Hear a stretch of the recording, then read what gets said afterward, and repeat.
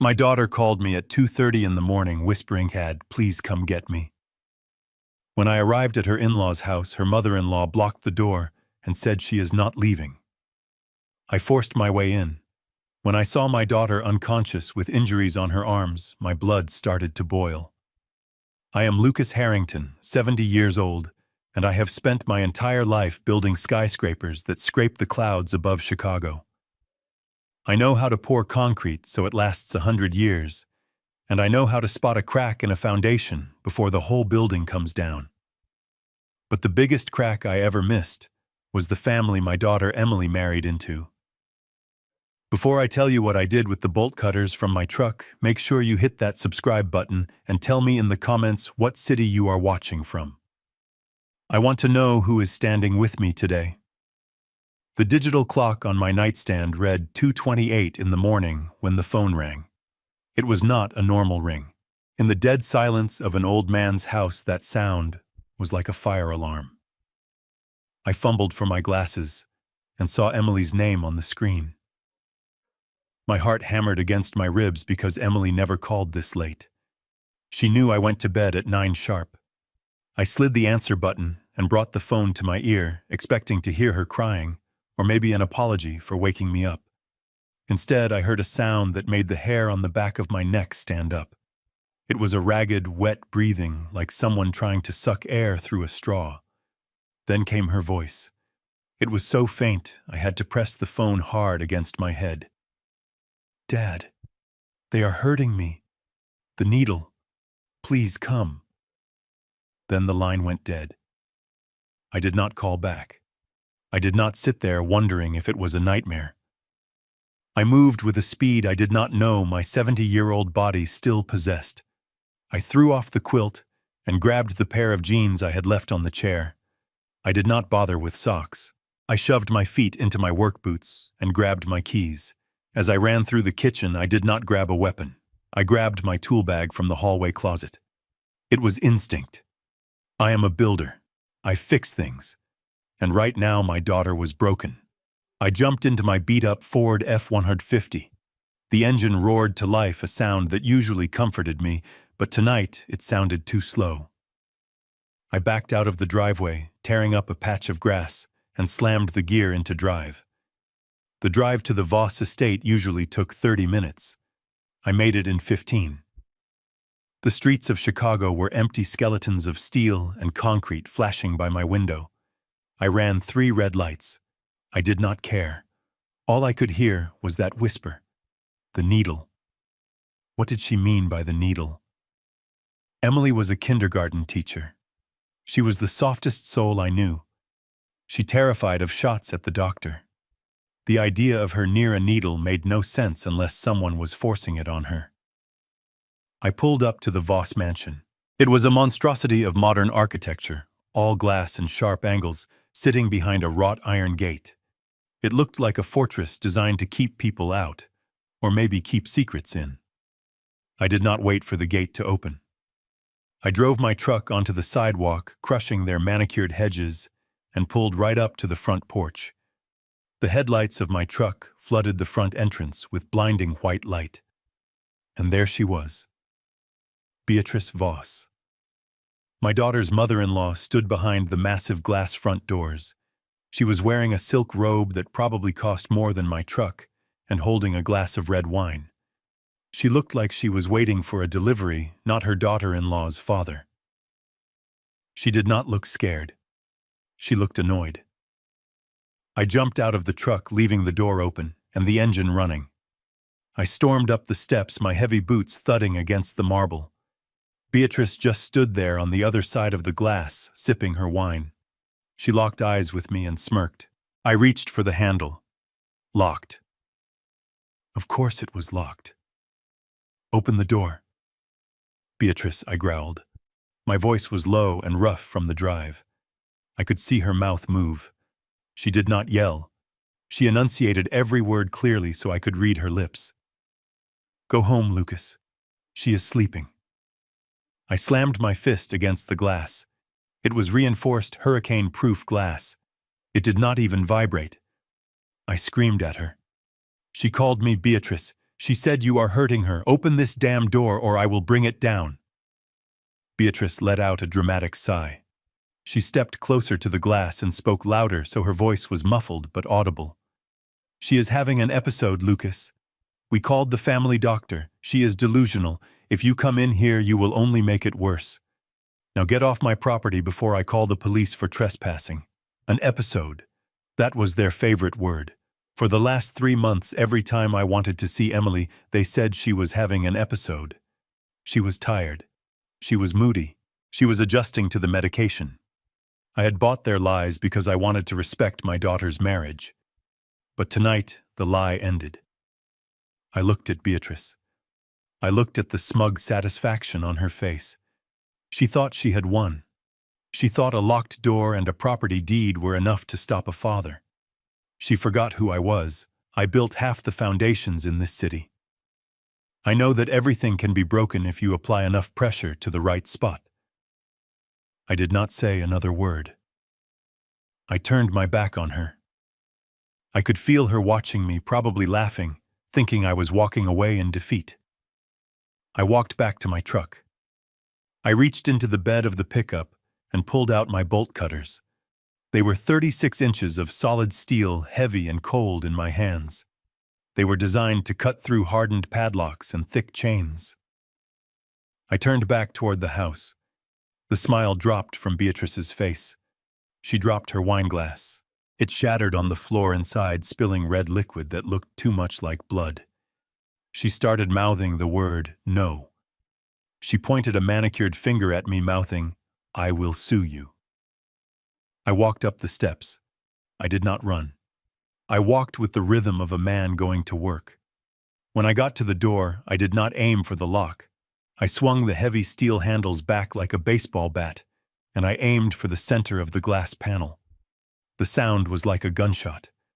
The safety glass did not just break, it exploded. Thousands of tiny cubes of glass rained down onto the marble foyer. The alarm system started screaming a piercing wail that echoed through the neighborhood. Beatrice screamed and scrambled back, slipping on the wine and the glass. I kicked the remaining shards out of the frame and stepped inside. The glass crunched under my work boots. It was the most satisfying sound I had heard in years. "Where is she?" I barked. Beatrice was on the floor, clutching her robe tight around her neck. Her face was pale. "You are crazy," she shrieked. "You are a maniac. Security, Derek, call the police." I did not wait for her answer. I knew where Emily's room was. It was on the second floor, the master suite that she shared with that spineless husband of hers. I took the stairs 2 at a time, ignoring the pain in my bad knee. My adrenaline was pumping so hard my vision was tunneling. I needed to see her. I needed to know she was alive. I reached the top of the landing and turned toward the master bedroom. The door was closed. I was 5 steps away when the door flew open. It was Derek, my son-in-law. He looked like a mess. His hair was disheveled and he was sweating profusely. He was wearing just his pajama bottoms. He saw me and his eyes went wide. He threw his arms out, blocking the doorway. "Dad, stop! You cannot go in there! Move, Derek!" I warned him. My hands were still gripping the bolt cutters. I was not threatening him with them, but I was not putting them down either. He held his ground, shaking his head frantically. "No, listen to me. She has lost her mind. She has a knife, Dad. She is dangerous. If you go in there, she might stab you. She thinks everyone is trying to kill her." I stopped. The hallway was silent except for the distant wailing of the house alarm. I looked at Derek, I looked at his shaking hands, I looked at the sweat on his upper lip, and then I looked past him into the shadows of the bedroom. I did not see a woman with a knife. I saw a stillness that scared me more than any weapon. I tightened my grip on the steel handles. "If she has a knife, Derek, why aren't you bleeding?" I did not wait for an answer to my question. Derek stammered, trying to find a lie that would fit the situation, but I was done listening. I dropped my shoulder and rammed into him with the force of a wrecking ball. He flew backward, crashing into a hallway table, sending a vase shattering to the floor. I did not even look at him. I raised my boot and kicked the bedroom door right next to the handle. The wood splintered with a dry crack, and the door swung inward, revealing the nightmare they had been hiding. The air inside the room was thick and stale, smelling of rubbing alcohol and something metallic that tasted like copper. It was not the smell of a bedroom where a young couple slept. It smelled like a hospital ward where people go to die. I stepped inside and my heart stopped beating for a full second. There was no woman running around with a knife. There was no rampage. There was only my little girl Emily tied to the bed like an animal. She was strapped down with thick leather restraints, the kind they use in high-security psychiatric wards. Her wrists were bound to the headboard so tightly that her skin had turned purple around the edges. Her ankles were secured to the footboard. She was not moving. Her head was lolled to the side, and a thin line of white foam was trickling from the corner of her mouth down to her chin. Her eyes were open, but they were rolled back into her head, showing only the whites. I dropped the bolt cutters. They hit the carpet with a heavy thud. I rushed to her side, falling to my knees. "Emily. Baby. Daddy is here." I reached out to cup her face. Her skin was cold, clammy, and slick with sweat. I looked at her arms. The sleeves of her nightgown were pushed up, and what I saw made me want to burn this entire house to the ground. Her inner arms were a roadmap of agony. They were covered in fresh needle marks, some still oozing tiny drops of blood, others turning into dark, ugly bruises. Derek scrambled to the doorway behind me, panting and clutching his side where I had hit him. He saw me looking at the needle marks and immediately started his performance. "It is heroin," he screamed, his voice cracking with panic. "She has been doing it for months, Dad." We tried to stop her. "She gets violent when she is high. We had to tie her up so she would not hurt herself. Look at her. She did this to herself." I did not turn around. I placed 2 fingers against Emily's neck, searching for a pulse. It was there, but it was terrifyingly faint. It was a flutter, not a beat, like a bird trapped in a cage and running out of air. "She is overdosing, Derek." I roared, not taking my eyes off her face. "Call an ambulance now. I am not calling anyone until she calms down," Derek yelled, stepping into the room. "If we call 911, they will arrest her for possession. We are protecting her reputation. We are handling this. I looked at the foam on her lips. I looked at the restraints. This was not handling. This was an execution. I reached for the buckle on the leather strap binding her left wrist. My hands were shaking, not from fear, but from a rage so pure it felt like lava in my veins. The leather was thick and stiff. I struggled with the prong, trying to free her. Suddenly a hand grabbed my shoulder and yanked me back. It was Derek. "Leave her alone," he shouted. "You do not know what you are doing. She needs to ride it out." That was the last mistake Derek made that night. I did not just push him away this time. I stood up and turned with the momentum of 70 years of hard labor behind me. I clenched my right hand into a fist, the knuckles scarred from decades of laying bricks and pouring concrete. I drove that fist straight into the center of his face. There was a sickening crunch of cartilage collapsing under bone. It was a sound I had heard on construction sites when timber snaps under too much weight. Derek did not scream immediately. He just dropped. He crumpled to the floor, clutching his face, blood exploding from his nose and streaming through his fingers. He curled into a ball, making a high-pitched whining sound. I stood over him, breathing hard. "You touch me again, and I will put you in the ground." I turned back to the door and saw Beatrice standing there. She was not checking on her son. She was not checking on her daughter-in-law. She was holding her phone up, filming me. Her face was a mask of cold calculation. "I have it all on video, Lucas," she said, her voice steady and venomous. "Breaking and entering. Assault with a deadly weapon. And now battery. You are going to die in prison." She raised the phone to her ear. I could hear the operator on the other line. Yes. Please hurry. He is insane. He has a weapon. He just beat my son unconscious. I am afraid for my life. He is trying to kill us. She was not calling for an ambulance for Emily. She was calling for the police for me. She was setting the stage, framing the narrative before the curtain even went up. I did not waste my breath on her. I turned back to Emily. Every second Beatrice spent lying was a second my daughter was slipping away. I went back to the restraints. My fingers worked faster now, fueled by desperation. I got the left wrist free, then the right. Her arms fell limply to her sides. She did not react. She was dead weight, Emily. I whispered, patting her cheek. Emily, wake up. Open your eyes. Nothing. Just that ragged, shallow breathing. I scooped my arms under her, lifting her up. She was so light. Too light. I remembered carrying her like this when she was 5 years old, after she fell asleep in the car. She felt the same now, fragile and trusting. But back then, I was carrying her to a warm bed. Now I was carrying her out of a torture chamber. I stood up, holding her against my chest. Her head rested on my shoulder, the foam staining my flannel shirt. I turned to the door. I had to get her to my truck. I had to get her to a hospital that was not on the payroll of the Voss family. Beatrice was still in the doorway, blocking my path. Move, I said. She smiled. It was a small, victorious smile. You are not going anywhere, Lucas. Listen. And then I heard it. The wail of sirens growing louder and louder.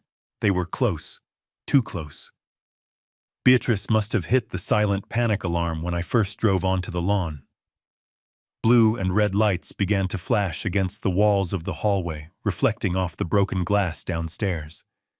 Tires screeched on the driveway outside. Car doors slammed. Police. Come out with your hands up. The voice boomed from a megaphone outside. Beatrice stepped aside, gesturing to the hallway with a mock invite. Go ahead, Lucas. Walk out there. They are waiting for a violent intruder. Do you think they will ask questions first, or shoot first? I looked at Derek groaning on the floor in a pool of his own blood. I looked at the bolt cutters lying on the carpet. I looked at my unconscious daughter in my arms. It looked exactly like what Beatrice wanted it to look like. A kidnapping gone wrong. An assault. But I could not stay here. If I stayed, Emily died. I tightened my grip on my daughter. I walked past Beatrice, ignoring the triumph in her eyes. I walked into the hallway. Below me, the front door was kicked open. 3 officers in tactical gear swarmed into the foyer, stepping over the shattered glass. They looked up the stairs and saw me. Freeze. Drop the girl. Put your hands in the air. 3 service weapons were pointed directly at my chest. I stopped at the top of the stairs. I did not put her down. I could not. She is dying, I yelled, my voice echoing off the high ceilings. She needs a hospital. Drop the girl or we will fire. The lead officer shouted, his finger tightening on the trigger. I looked down at Emily's pale face. I looked down the barrel of the guns. I took a step forward. Do not shoot, I screamed. Please, she is my daughter. But behind me, Beatrice screamed louder. He has a gun! He is going to kill her! The officers tensed. The air in the house crackled with impending violence. I stood on the edge of the stairs, holding the only thing in the world that mattered to me, while the world prepared to pull the trigger. The standoff on the stairs did not end with bullets, but it ended with me in handcuffs. I surrendered not because I was afraid of dying, but because I was afraid that if I died, there would be no one left to fight for Emily. They dragged me out of the Voss mansion and shoved me into the back of a squad car while paramedics loaded my daughter onto a stretcher. I watched through the wire mesh of the police car window as Beatrice stood on the porch, wrapping a cashmere shawl around her shoulders, looking like a grieving victim instead of the architect of this nightmare. The emergency room at St. Jude's Hospital was a blinding white purgatory of fluorescent lights and the smell of antiseptic that failed to cover the scent of fear. They handcuffed my right wrist to the metal arm of a hard plastic chair in the waiting area. I was not treated like a worried father. I was treated like a criminal, a suspect, a threat. My flannel shirt was torn and stained with sweat. My work boots were covered in mud from the Voss's lawn. My knuckles were bruised and bloody from where I had connected with Derek's face. To the staff passing by, I looked exactly like what Beatrice said I was. A violent, unhinged old man. Beatrice arrived 20 minutes later. She did not come alone. She walked in flanked by Derek, who had a bandage taped across his broken nose, and a man in a sharp gray suit who I assumed was their family lawyer. But the worst part was not who she brought with her, it was who she walked toward. A doctor in a pristine white coat emerged from the double doors of the trauma unit. He did not look like an overworked ER doctor. He looked rested and expensive. He had silver hair and a watch that cost more than my house.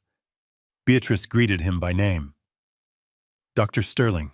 She reached out and took his hands, her face crumpling into a mask of theatrical worry. "Thank God you are here, Dr. Sterling," she said loud enough for the police officer standing guard over me to hear. "This has been the most traumatic night of our lives. Is she stable? Did the drugs cause permanent damage?" The officer next to me shifted his weight and glared at me. "See?" His eyes seemed to say. "Even the doctor knows she is a junkie." Dr. Sterling nodded gravely and patted Beatrice's hand. "We have her sedated, Beatrice. Her heart rate was erratic, but we managed to stabilize it. You were right to be concerned. The toxicity levels suggest high doses of opioids. It is a miracle she did not go into cardiac arrest before the ambulance arrived." I surged forward in my chair, the handcuffs biting into my wrist bone. "That is a lie." I shouted, my voice hoarse. "She is not on drugs. Test her blood properly. Test for poison. Sit down, Mr. Harrington." The police officer barked, pushing me back into the seat by my shoulder. Beatrice looked over at me with sad, pitying eyes. She reached into her designer bag and pulled out a thick manila folder. She handed it to the officer. "Officer, please," she said softly. "My son's father-in-law is in denial. We have tried to help him understand, but he refuses to accept reality. Here are Emily's records from her psychiatrist. She has been battling bipolar disorder and substance abuse for 2 years. We have documented incidents of self-harm. That is why we had to restrain her. It was for her own safety." The officer opened the folder. I could see papers with official-looking letterheads, charts, prescriptions, notes. It was a masterpiece of forgery. They had been planning this for months, building a paper trail to bury my daughter under a mountain of lies. "I do not believe this," I growled. "Let me see those papers. Emily has never touched a drug in her life. She is a teacher. She is a good girl." The officer snapped the folder shut and looked at me with disgust. "The paperwork looks pretty clear to me, sir. And judging by the fact that you just hospitalized her husband, I am inclined to believe the people who did not break into a house with bolt cutters tonight." Beatrice wiped a fake tear from her cheek. "We just want to get her help, officer. We have found a wonderful facility that specializes in severe cases like hers. We just want our Emily back." While they were talking, the double doors to the treatment area swung open. A nurse pushed a gurney into the hallway, preparing to move a patient. It was Emily. She looked worse than she had at the house. Her skin was the color of ash. Her breathing was shallow and rhythmic, controlled by machines. But she was awake, barely. Her eyelids fluttered and she turned her head slightly. Her eyes were unfocused, searching the ceiling. "Emily!" I yelled, pulling against the chain. "Emily, look at me! Dad is here!" She did not turn toward my voice. She could not. And then I saw it. A nurse walking alongside the gurney reached into the pocket of her scrubs. She did not pull out a chart or a thermometer. She pulled out a syringe. It was small, filled with a clear, viscous liquid. It did not look like saline. It looked thick like syrup. Beatrice and Dr. Sterling were busy distracting the police officer with their sob story. No one was looking at the gurney except me. The nurse glanced around quickly, checking the hallway. Her eyes met mine for a fraction of a second. She did not look like a nurse doing her job. She looked like a thief caught in the act. She looked terrified. She quickly uncapped the needle and injected the liquid directly into Emily's IV port. She did not check a chart. She did not sanitize the port.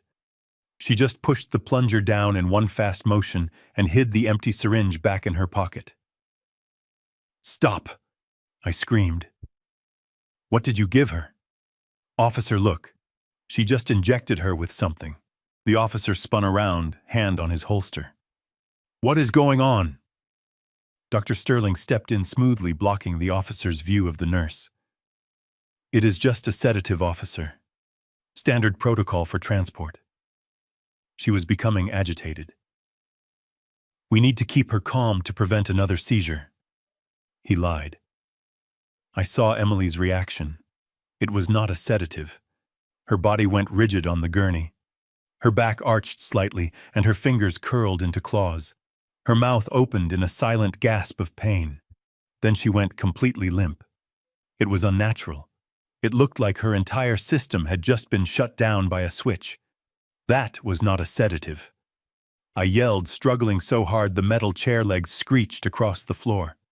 "You are killing her!" "That is enough," the officer snapped. He walked over and got in my face. "You are causing a disturbance in a hospital. One more word, and I will drag you to a cell right now." Beatrice walked up behind the officer. She looked at me with cold, dead eyes. "Officer, I think it would be best if Mr. Harrington was removed from the premises. He is clearly unstable. We have a restraining order pending, but given his violent behavior tonight, surely you can keep him away from the patient." The officer nodded. "I am issuing an emergency protective order, Mr. Harrington. You are to stay 500 feet away from your daughter and the Voss family. If you violate it, you go straight to jail. Do you understand?" I slumped back in the chair. My wrist was bleeding where the metal had cut the skin. I realized then that screaming would not save her. Violence would not save her. They owned the narrative. They owned the doctor. They owned the law. I looked at Emily as they began to wheel her down the corridor away from me. I looked at the nurse who was refusing to make eye contact. I looked at Dr. Sterling, who was whispering something to Derek. I needed to be smart. I needed to be free to act. And I could not do that from a jail cell, I understand, I said quietly. My voice was calm. Terrifyingly calm. "Good," the officer said. He unlocked the handcuffs. "Get out of here. If I see you near this hospital again, you are done." I stood up, rubbing my wrist. I did not look at Beatrice. I did not want her to see the promise of retribution in my eyes. I turned to walk away, but Dr. Sterling's voice stopped me cold. "Nurse, prep the patient for immediate transport," Dr. Sterling said loud and clear. "Her husband has signed the release forms. We are moving her to the Serenity Hills private care facility immediately. The ambulance is waiting at the rear exit." I froze. Serenity Hills. I knew every hospital and clinic in the state from my years in construction. I had built wings for 3 of them. I had never heard of Serenity Hills. It was not a hospital. It was a hole. A place where they could hide her, where no one could hear her scream, and where a father could never find her. They were not treating her. They were disappearing her. I walked out of the sliding glass doors into the cold night air. I did not go to my truck. I went around the corner into the shadows and waited. I had 500 feet of law between me and my daughter, but I had a lifetime of rage fueling my legs. I was going to follow that ambulance, even if I had to run until my heart exploded. The holding cell smelled of stale urine, and industrial bleach. It was a smell I knew well from working on job sites in the worst parts of Chicago. But tonight it smelled like failure. I sat on the cold metal bench, my elbows on my knees, staring at the concrete floor. The adrenaline from the hospital was fading, and in its place a cold, hard realization was setting in. I had played right into their hands. Beatrice and Derek wanted me to lose my temper. They wanted me to look like a violent old man so they could get me out of the way, and I had given them exactly what they wanted. I looked at the scratches on my wrists from the handcuffs. I thought about Emily lying on that gurney, her body limp, her mind clouded by whatever poison that nurse had pushed into her veins. They had separated us. They had built a wall of legal paper and police officers between a father and his daughter. But walls are my business. I know how to build them, and I know how to tear them down. I used my one phone call to dial a number I had not used in 5 years. Harrison Thorne. He was not a family lawyer. He was a shark in a $3,000 suit. He was the kind of lawyer you called when you wanted to burn the other side to the ground. He answered on the second ring, even though it was 3 in the morning. Harrison. "It is Luke Harrington," I said. I did not have to explain who I was. Harrison never forgot a client, especially not one who had made him a partner in his firm by handling the construction litigation for the city's biggest skyline project. "Luke." His voice was crisp and alert. "Why are you calling me at this hour? I am in the precinct on 5th. Beatrice Voss and her son just had me arrested for assault. I need to get out. Now. I will be there in 20 minutes, he said. Say nothing. Sign nothing. I hung up the phone and leaned back against the cinder block wall. The waiting was the hardest part. It gave me time to think. It gave me time to connect the dots that I had been too blind to see before. Why now? Why were they doing this to Emily now? Beatrice loved her reputation. Having a daughter-in-law in a mental institution was not good for her image as the perfect charity matriarch, unless the alternative was worse, or unless the reward was worth the scandal. Then it hit me. The trust fund. My late wife Sarah had set up a trust for Emily before she passed away. It was $5 million generated from Sarah's family investments and my construction business profits. Sarah was smart. She knew Emily was too kind, too trusting. She had locked the money away until Emily turned 35. She wanted Emily to be mature enough to handle that kind of wealth. Emily turned 35 in 3 months. If Emily was healthy and sane on her birthday, she would get full control of the $5 million. She could leave Derek. She could buy a new house. She could cut Beatrice off. But if Emily was declared mentally incompetent before her birthday, if she was committed to a long-term facility, if a court ruled she could not manage her own affairs, then the control of the trust would go to her next of kin, her legal guardian, her husband, Derek. My blood ran cold. This was not about drugs. This was not about mental illness. This was a heist, a $5 million robbery in slow motion. They had spent the last year gaslighting her, making her look unstable, feeding her pills to make her sick, all so they could step in right before the deadline and seize the money. They were drowning in debt. I knew Beatrice had leveraged the mansion 3 times. I knew Derek was a failed day trader. They needed that money to survive, and they were willing to sacrifice my daughter's life to get it. I stood up and paced the small cell. 3 steps forward, turn. 3 steps back, turn. The rage was building again, but this time it was focused. It was cold. I was not going to punch Derek again. I was going to dismantle his entire life, brick by brick. The heavy steel door buzzed and slid open. An officer stepped in, looking less arrogant than the one at the hospital. "Your lawyer is here. You are being processed for release." Harrison Thorne was waiting for me in the lobby. He looked out of place in the dingy police station, standing tall in a charcoal suit, his silver hair perfectly combed.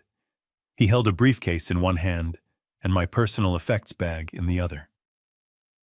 "Luke," he said, nodding at me. He did not ask if I was okay.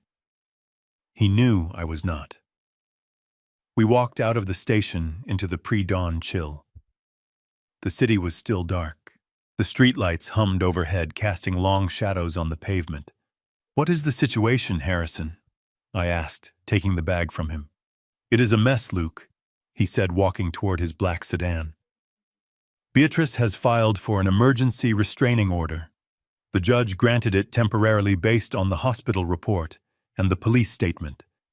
You cannot go within 500 feet of Emily or the Voss family until the hearing next week." I stopped walking. "Next week?" "Harrison, they are killing her. They drugged her right in front of me. This is about the trust fund. Her birthday is in 90 days. They are trying to have her declared incompetent so Derek gets the money."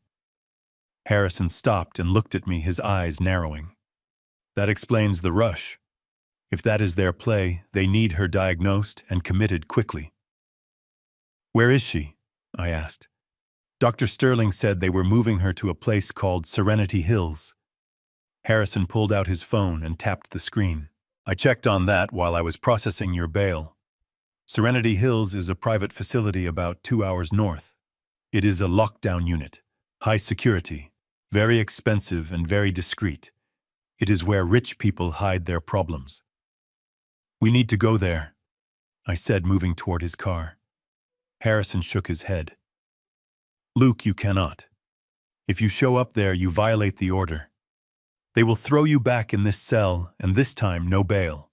You need to go home, shower, eat. Let me handle the legal side. We will petition for an independent medical evaluation." I ignored him. I ripped open the plastic bag holding my belongings, my wallet, my keys, and my phone. I turned my phone on. The screen lit up, showing a picture of Emily and me at her college graduation. She looked so happy then, so full of life. "I am not going home, Harrison, and I am not going to Serenity Hills." Harrison looked confused. "What are you talking about? You just said they are taking her there." I tapped the app icon on my phone.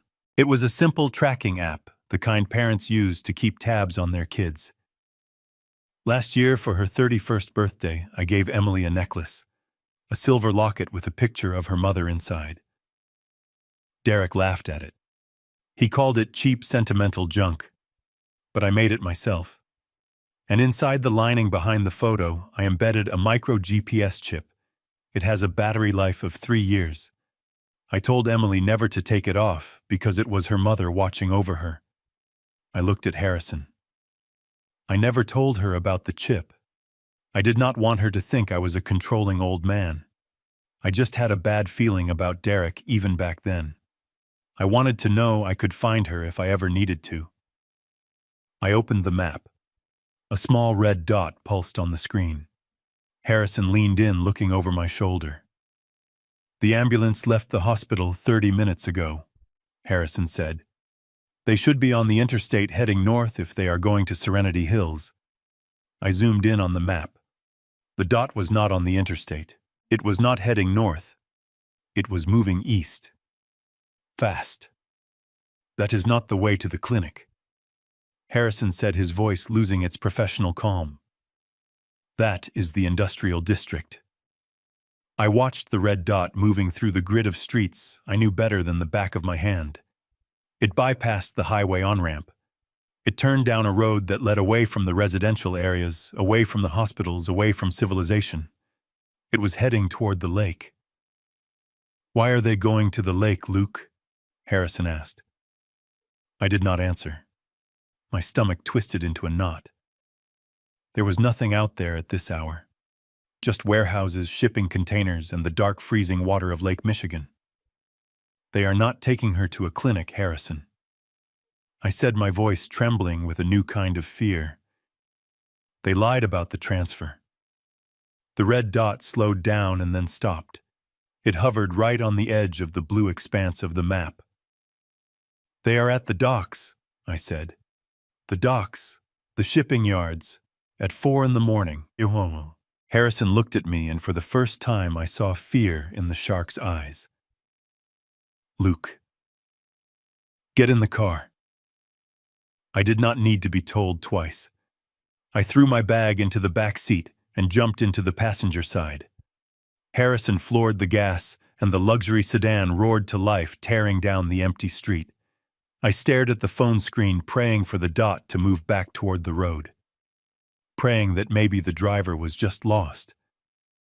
But the dot stayed still, right on the edge of the water. They were not trying to cure her. They were trying to erase her.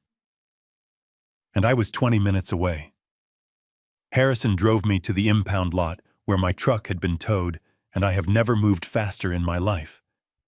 I paid the release fee with shaking hands, and the moment I turned the key in the ignition of my old Ford F-150, I felt a surge of power that I had not felt in the lawyer's luxury sedan. This truck was 20 years old. It was made of heavy American steel, not plastic and fiberglass.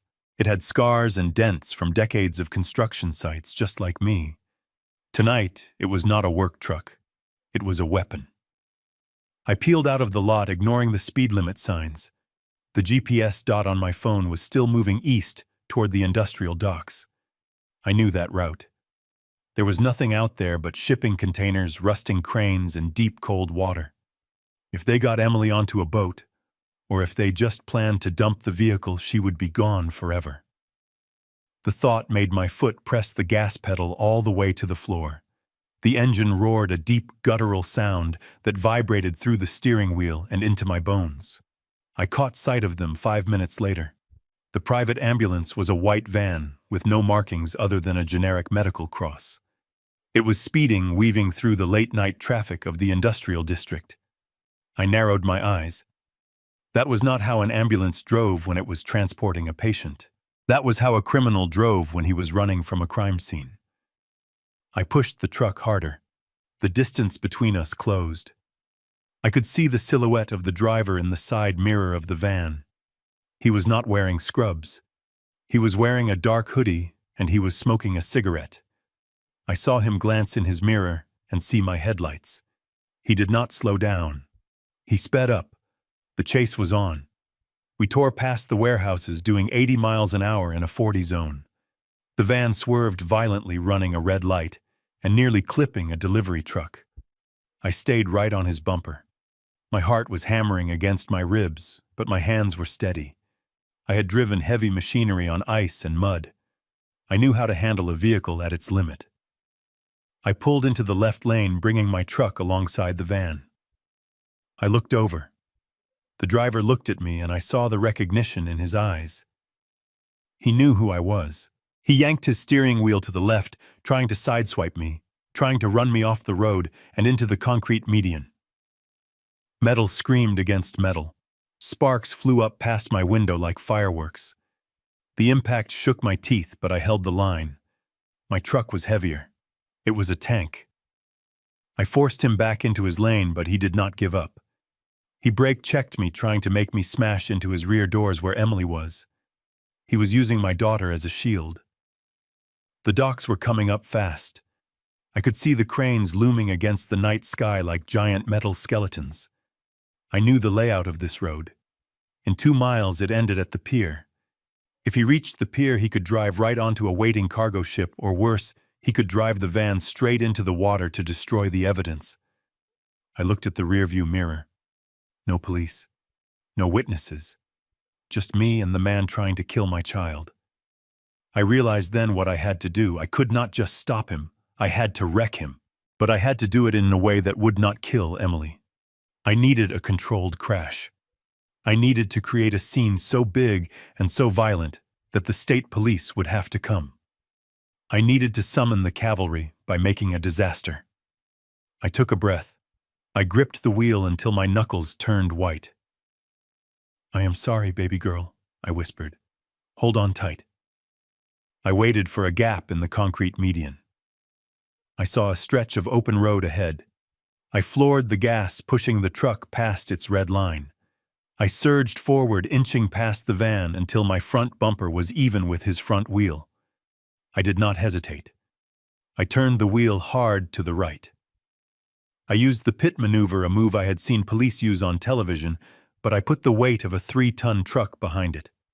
I slammed into his front fender. The impact was thunderous. The van lost traction immediately. It fishtailed wildly, tires smoking and screeching against the asphalt. The driver lost control. The van spun sideways, sliding across the road like a hockey puck. But I had not calculated the momentum correctly. My truck was tangled with his. When the van flipped onto its side, it took me with it. The world went upside down. There was the deafening sound of crunching metal and shattering glass. My windshield exploded inward. The roof of my cab caved in. I felt a sharp tearing pain in my head, and then the crushing weight of the seatbelt digging into my chest. My truck rolled once, twice, and then slammed into a concrete barrier, coming to a rest on its roof. Silence. For a moment there was only silence and the hissing of steam from the busted radiator. I hung upside down in the darkness. My vision was blurry. Something warm and wet was dripping into my eyes. Blood. I tasted copper in my mouth. My left arm was numb. I tried to move, and a bolt of agony shot through my ribs, making me gasp. I have to get up, I told myself. Get up, old man. She is still in there. I fumbled for the seatbelt release. My fingers were slippery with blood. I finally found the button and clicked it. I fell hard, hitting the roof of the cab, which was now the floor. I groaned, fighting the urge to pass out. I kicked at the passenger door. It was jammed. I kicked again, screaming with the effort, channeling every ounce of pain into force. The door groaned and popped open. I crawled out onto the asphalt. The cold air hit my face, stinging the open cut on my forehead. I wiped the blood from my eyes and looked around. The ambulance was 20 yards away, lying on its side. The engine was smoking. The driver's side was crushed against the pavement. The back doors were twisted but closed. Then I saw the fire. A small flicker of orange flame was licking at the undercarriage of the van near the fuel tank. Panic, cold and sharp, pierced through my concussion. Emily! I screamed. I dragged myself toward the van. My legs felt like they were made of lead. I stumbled, fell, and got back up. I ran limping toward the burning vehicle. The driver of the van had managed to crawl out through the broken windshield. He was bleeding, holding his arm, looking dazed. He saw me coming. He saw the look in my eyes. He did not stay to fight. He turned and ran, disappearing into the darkness of the shipping yards. Coward. I reached the back doors of the ambulance. They were jammed shut. I grabbed the handles and pulled. Locked. I looked around for a tool, a rock, anything. I saw a piece of guardrail that had been torn off in the crash. I grabbed it, my muscles screaming in protest. I smashed the window of the back door. I reached in through the jagged glass and unlocked the latch. I threw the doors open. Emily was there. The gurney had overturned, but the straps had held her in place. She was hanging sideways, suspended in the darkness. She was still unconscious, limp as a rag doll. I climbed inside the overturned van. The heat was rising. I could smell the gasoline, now sharp and pungent. I fumbled with the straps. My hands were shaking uncontrollably. Come on, come on! The fire was growing. I could hear the crackle of flames eating through the metal. I got the last buckle open. Emily fell into my arms. She was dead weight. I wrapped my arms around her, shielding her head with my hand. I dragged her toward the open doors. I pulled her out onto the road. I did not stop. I hooked my arms under her shoulders and dragged her backward across the pavement, away from the burning van. 10 feet. 20 feet. Behind us, the gas tank ignited. Boom. The explosion knocked me flat. A wave of heat washed over us, singeing the hair on my arms. I curled my body around Emily, protecting her from the debris. I lay there on the cold asphalt, gasping for air, my cheek pressed against the ground. I looked at Emily. Her face was dirty, smudged with soot, but she was breathing. She was alive. Then I saw the lights. Not the red lights of the fire truck, but blue lights. Dozens of them. They were coming from the highway entrance. State troopers. The highway patrol. The neutral army I had prayed for. They swarmed the scene. Officers with flashlights running toward us. I tried to stand up to tell them who I was, to tell them about the poison, but my legs finally gave out. The world started to spin. The edges of my vision turned black. "Sir, stay down! We have medics coming!" a voice shouted from far away. I looked at my daughter one last time. I brushed a piece of glass from her hair. "I got you, baby," I whispered. "You are safe now." And then the darkness took me. The first thing I felt was the throbbing in my skull. It was a rhythmic drumbeat of pain that matched the frantic beeping of the monitor next to my bed. I tried to sit up, but a wave of nausea pushed me back down against the pillows. I blinked, trying to clear the fog from my vision.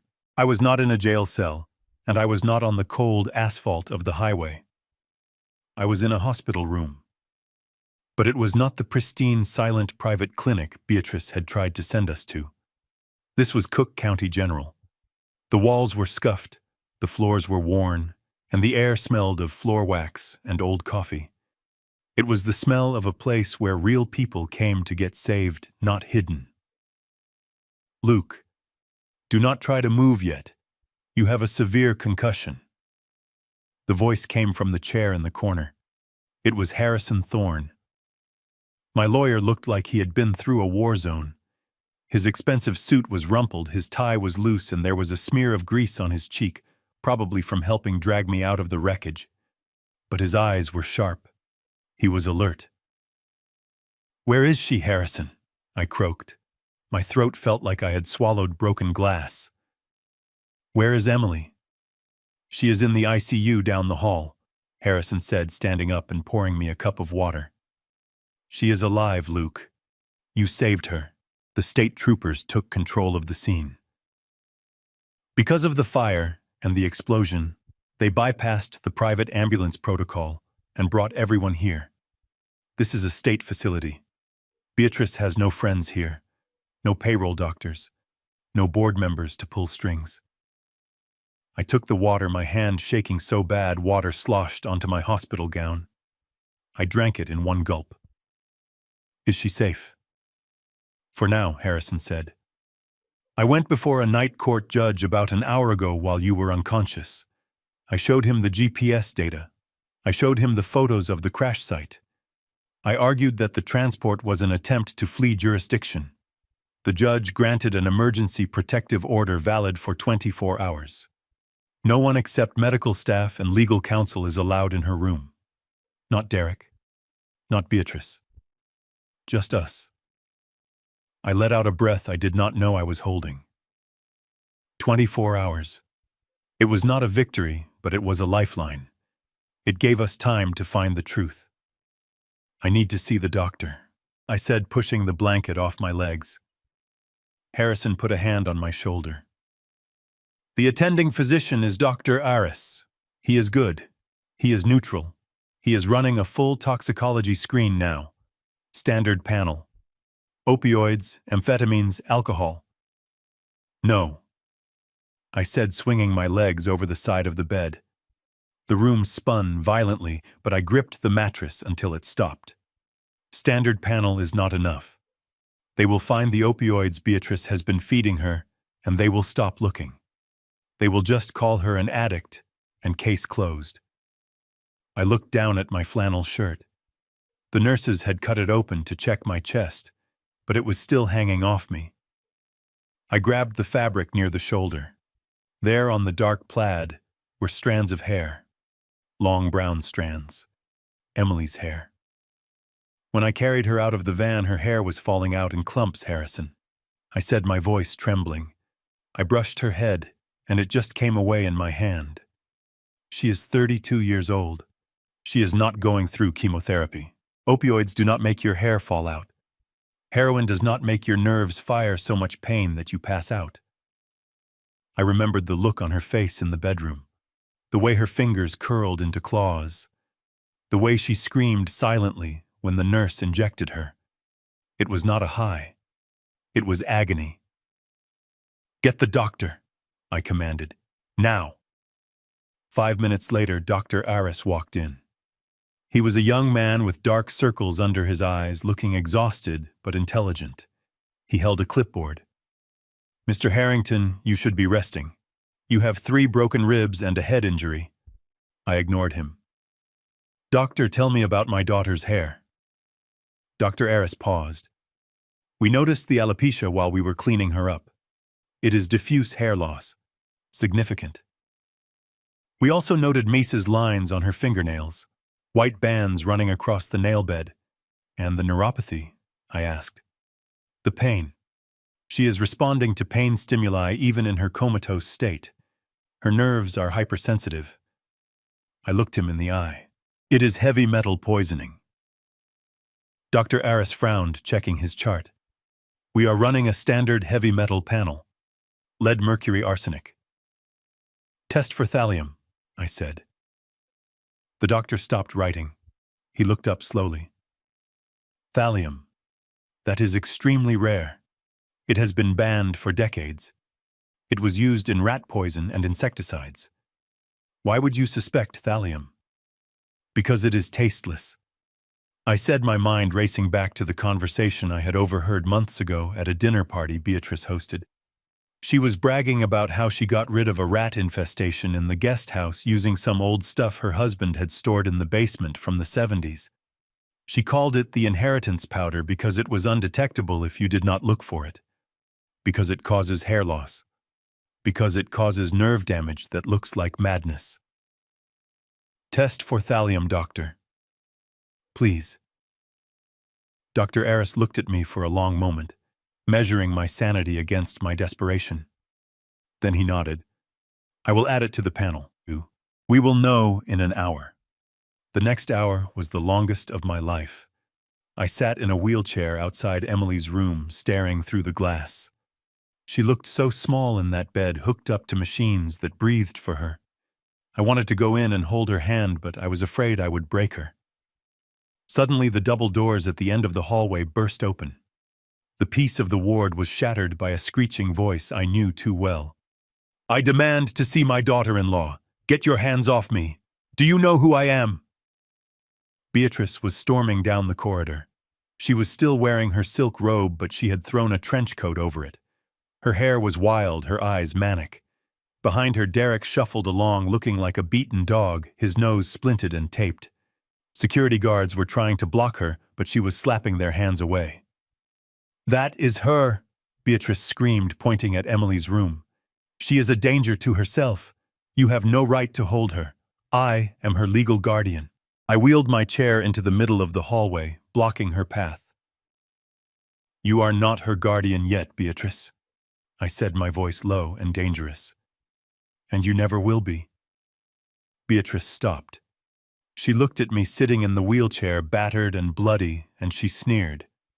"You should be dead, old man. You wrecked a vehicle. You kidnapped a patient.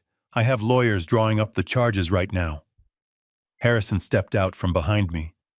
"And I have a court order, Beatrice. Step back or you will be arrested for contempt of court." Beatrice laughed, a high, brittle sound. "A court order based on the lies of a senile old man. My son is her husband. He has the right to make medical decisions. We are moving her to Serenity Hills, where she can get proper care, not this dump." Dr. Aris stepped out of the nurse's station. He held a printout in his hand. His face was pale. He looked from me to Beatrice, and his expression hardened. "Mrs. Voss," the doctor said, his voice cutting through the noise, "no one is moving this patient." Beatrice turned her fury on him. "Who are you?" "I want to speak to your superior." "I am the chief toxicologist on duty," Dr. Aris said, walking closer. "And I just received the results from the mass spectrometer." He held up the paper. "We found high concentrations of opioids, yes, but we also found something else. The patient has lethal levels of thallium in her blood." The hallway went silent. Even the beeping monitors seemed to pause. Thallium. Dr. Eris continued, his eyes locking onto Beatrice. It is a slow-acting poison. Based on the accumulation in her hair and nails, she has been ingesting it for at least 3 months. This was not an overdose. This was not a suicide attempt. This is attempted murder. I looked at Derek. His face went gray. He started to shake. Beatrice stood frozen. For a second, I saw the fear in her eyes. The mask slipped. She knew she was caught. The science did not lie. The rat poison she had been mixing into Emily's soup, the special vitamins she had insisted on administering herself. It was all right there on the paper. But Beatrice Voss was a survivor. She was a predator who knew how to chew her own leg off to escape a trap. She did not deny it. She did not confess. Instead, her face crumpled. She let out a sob that sounded almost genuine. She grabbed Derek's arm and wailed, "Oh my God, Derek, I told you. I told you she was sicker than we thought." She turned to the doctor, tears streaming down her face. "Doctor, you have to save her. My poor Emily. She has been so depressed. She told me last week that she wanted to end it all. She must have found the old rat poison in the garden shed. She poisoned herself." My jaw dropped. I stared at her in disbelief. She tried to commit suicide.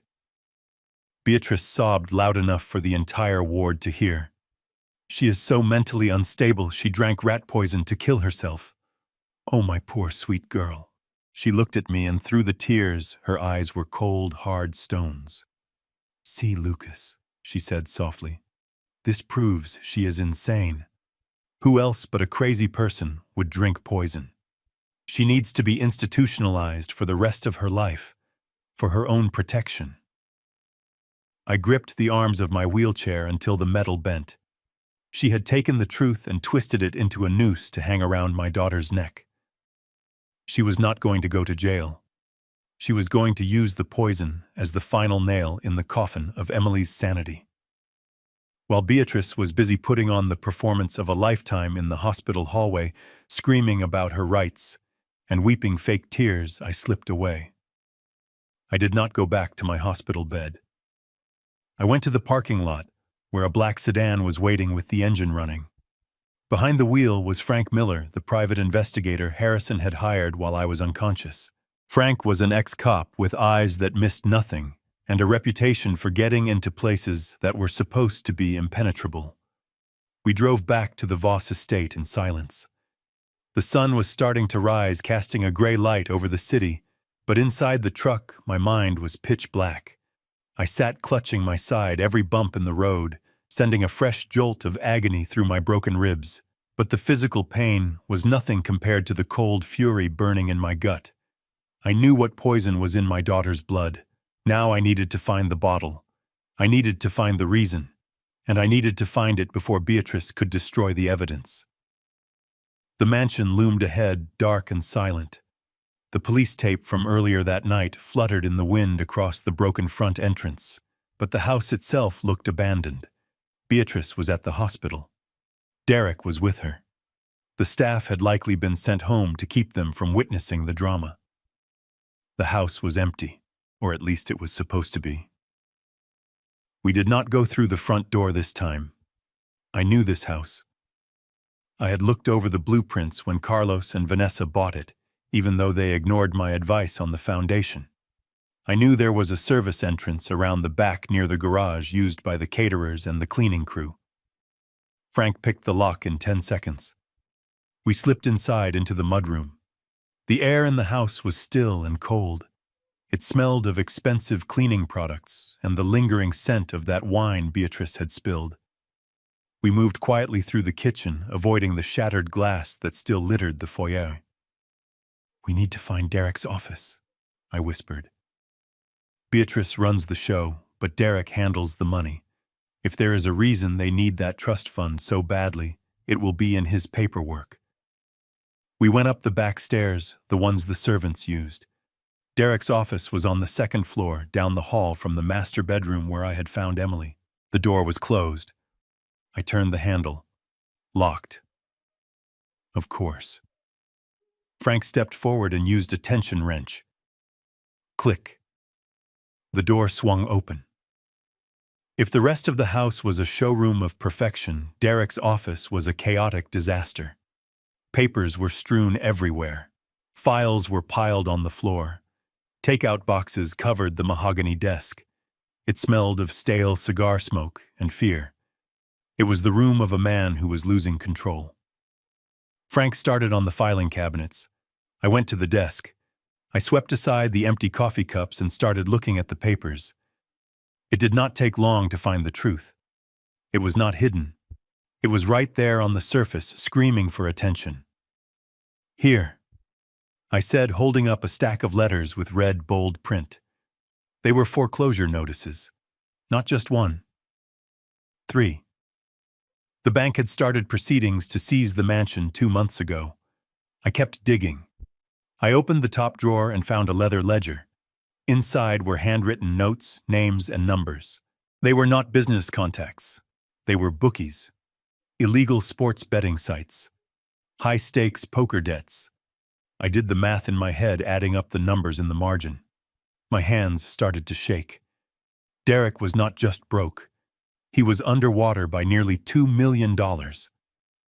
Frank whistled from across the room. "Luke, look at this." He held up a letter from a loan shark firm in Las Vegas. It was dated a week ago. The language was polite, but the threat was clear. Payment in full required by the first of the month. Failure to settle will result in collection by alternative means. Beatrice had leveraged everything to pay for her socialite lifestyle, and Derek had gambled away the rest, trying to win it back. They were drowning. They were dead broke. And then I saw the calendar on the wall. Emily's 35th birthday was circled in thick red marker. Next to it, someone had written Freedom Day. It was all so clear now. They did not hate Emily. They just needed her to be gone. They needed her to be declared incompetent so they could access the $5 million in her trust fund. That money was the only thing standing between them and the street. Between Derek and a pair of broken legs from a loan shark. They were killing my daughter to pay a gambling debt. I felt sick. I leaned against the desk, fighting the urge to vomit. I looked at the trash can next to the chair. It was overflowing with shredded paper. But right on top, there was something that caught my eye. It was not a bank statement. It was a page from a notebook. A page with handwriting I recognized instantly. It was Emily's handwriting. Loopy and neat, the way she had written since she was a little girl. I reached into the trash can and pulled out the crumpled ball of paper. I smoothed it out on the desk. It was a page torn from her journal. It was dated 3 days ago. I read the words, and my heart shattered into 1,000 pieces. I feel so tired today. My hair is coming out in the shower again. I showed Derek, but he just said, "I am stressed." Beatrice made me the special soup for lunch. She stood there and watched me eat every spoonful. She said it has ancient herbs to help my mind. It tastes bitter, but I eat it because I want to be a good wife. I want to get better. But why do my hands hurt so much? Why do I feel like I am burning from the inside? I stared at the paper. The special soup. The bitter taste. Thallium is tasteless, but in high doses it can leave a metallic taste. Beatrice had been feeding it to her right here in this house, watching my daughter eat poison and calling it love. "Frank," I said, my voice trembling. "We have it. We have the motive and we have the method." Frank came over and took a picture of the diary page with his phone. He took pictures of the foreclosure notices and the gambling debts. "This is enough for a warrant, Luke," he said. "This connects the dots. The financial desperation. The timeline. The poisoning. We need to get this to the police immediately." I folded the diary page and put it in my pocket. I was not leaving it here. This was Emily's voice. This was her testimony from the edge of the grave. We turned to leave. We had what we came for. Suddenly, outside the window, we heard the crunch of gravel, tires on the driveway. Frank froze. He moved to the window and peeked through the blinds. A car just pulled up. He whispered, "It is a silver Porsche." Derek. My stomach dropped. Why was he here? He should be at the hospital with his mother keeping up the charade. Unless he came back to destroy something. Unless he knew we might come looking. We heard the front door open downstairs. The alarm did not go off because he had the code. Mom said to clean it out. Derek's voice drifted up the stairs. He was on the phone. He sounded frantic. "Yes, I am doing it now. I am getting the hard drive and the files. If the cops get a warrant, they will find the ledger." "I know. I am hurrying." He was coming up the stairs. He was coming to this room. We were trapped. The back stairs were on the other side of the hallway. If we walked out now, we would run right into him. "Hide!" Frank hissed. There was nowhere to go. The desk was open underneath. The curtains were too sheer. The closet. It was a large walk-in closet filled with Derek's designer suits and shoes. We scrambled inside, closing the door until it was just a crack open. The darkness of the closet swallowed us. I held my breath, pressing my hand against my bruised ribs to keep from gasping. I could hear Derek's footsteps, heavy and hurried, on the hardwood floor. He burst into the office. I could see a sliver of the room through the crack. He looked like a man possessed. His nose was bandaged, his eyes wild. He threw his phone on the couch and ran to the desk. He started sweeping papers into a black duffel bag. He opened the drawer where the ledger had been. He paused. He froze. I watched as he stared at the open drawer. We had left it messy. We had moved the papers.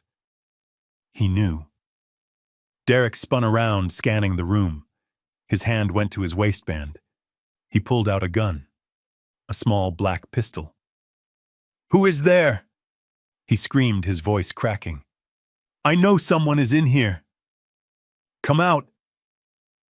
I looked at Frank in the dark. Frank put a finger to his lips and slowly reached for his own weapon inside his jacket. Derek took a step toward the closet. He raised the gun, pointing it directly at the door where we were hiding. I counted the beats of my heart. 1, 2, 3. If he opened that door, it was going to be a bloodbath, and I was unarmed, injured, and trapped in the dark with the man who tried to murder my daughter. The closet door was the only thing separating us from a bullet, but I knew something about Derek Voss that he did not know about himself. He was a coward. A man who pulls a gun on a closed door is a man who is terrified of what is on the other side. He was not a killer. He was a gambler who had gotten in over his head, and now he was trying to bluff his way out of a losing hand. I looked at Frank in the darkness. I signaled him to keep his weapon ready, but to let me handle this. I was not going to shoot my way out. I was going to talk my way out, using the only language Derek understood. Money and fear. I pushed the closet door open. Derek spun around, letting out a high-pitched yelp. He leveled the small black pistol at my chest, his hand shaking so violently the barrel was wavering in circles. "Stay back!" He screamed, his eyes wide and bloodshot. "I will shoot! I swear to God I will shoot!" I stepped out of the closet. I did not raise my hands. I did not look at the gun. I looked him dead in the eye. I walked past the weapon as if it were a toy and walked straight to the desk where the evidence of his ruin was spread out. "Go ahead, Derek," I said, my voice calm and low. "Shoot me. Add murder to the list. You are already going down for fraud, embezzlement, and illegal gambling. What is one more charge on the pile?" Derek blinked, confused by my lack of fear. He lowered the gun slightly. "What are you talking about?" I picked up the foreclosure notice from the bank. I held it up so he could read the bold red letters. "I know everything, Derek," I said. "I know about the $2 million you owe to the Vegas loan sharks. I know the bank is taking this house in 30 days. I know you emptied your joint savings account 3 months ago. You are not grieving for your wife. You are broke. You are desperate. And you are selling Emily's life to pay your bookie." Derek's face went pale. The gun dipped lower. "How did you get that?" "That is private." "Private." I laughed, a harsh, dry sound. "You lost the right to privacy when you started poisoning my daughter. I saw the calendar, Derek. Freedom Day. That is what you call her birthday, right? The day the trust fund opens up. $5 million. Just enough to pay off your debts and keep living in this fake palace with your mother." I took a step toward him. He took a step back, hitting the edge of the sofa. "Does Beatrice know you lost it all?" I asked, pushing the knife in deeper. "Or is this your little secret? Does Mommy know her precious son gambled away the family fortune while she was busy running charity galas?" Derek crumbled. It was pathetic to watch. The arrogance vanished, leaving only a scared little boy. He dropped the gun on the sofa and put his hands over his face. "She knows," he sobbed. "She knows everything. It was her idea." I froze. I looked at Frank, who was standing by the closet door, his phone raised, recording every word. "Say that again, Derek," I commanded. "Whose idea was it?" Derek looked up, tears streaming down his face, mixing with the snot from his broken nose. "My mother. Beatrice. She found out about the debt 6 months ago. The loan sharks threatened to break my legs. They threatened to burn the house down. I was going to confess to Emily. I was going to ask her for help. But Mom said no. She said Emily would leave me. She said Emily would take the trust fund and divorce me, and we would be left with nothing." He was shaking now, his body convulsing with the confession. "Mom said there was another way. She found the old rat poison in the shed. Thallium. She looked it up online. She said if we gave it to her in small doses, it would look like an autoimmune disease or madness. She said we just needed to keep her sick until her birthday. We just needed power of attorney." I felt a cold shiver run down my spine. I had suspected it, but hearing it confirmed was horrifying. Beatrice was not just an accomplice. She was the architect.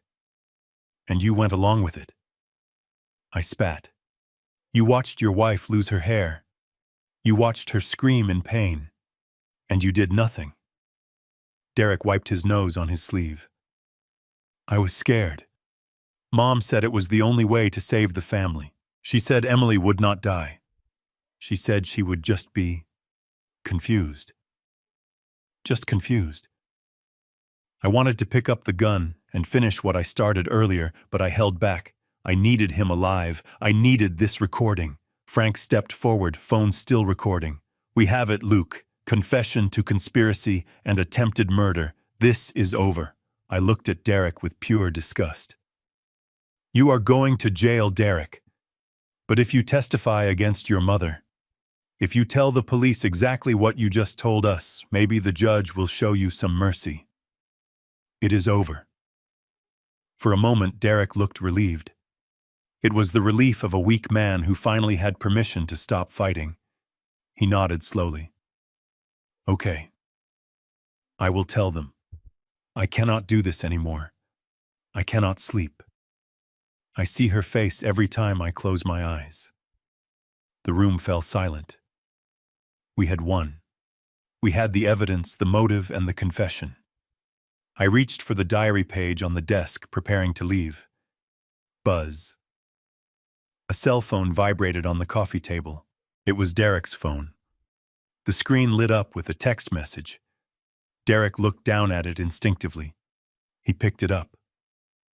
I watched the transformation happen in real time. It was like watching a demon possess a body. He read the message and the tears stopped instantly. His posture straightened. The fear in his eyes evaporated, replaced by a sudden manic gleam. He started to laugh. It was a low chuckle, at first building into a hysterical cackle that made my skin crawl. "What is so funny?" I asked, stepping closer. Derek turned the phone screen toward me. The text message was from Mom. It was short. Judge Reynolds is secured. The hearing is moved to tomorrow morning.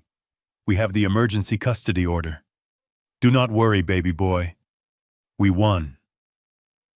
Derek looked at me and grinned, a smile full of blood and madness. You do not understand how this world works, do you, old man? He sneered. You think the truth matters. You think evidence matters. My mother owns this town. She just bought the judge. He lunged for the landline phone on the desk. I moved to stop him, but he was faster, fueled by his sudden confidence. He punched in 3 numbers. 911. He screamed into the receiver, his eyes locked on mine.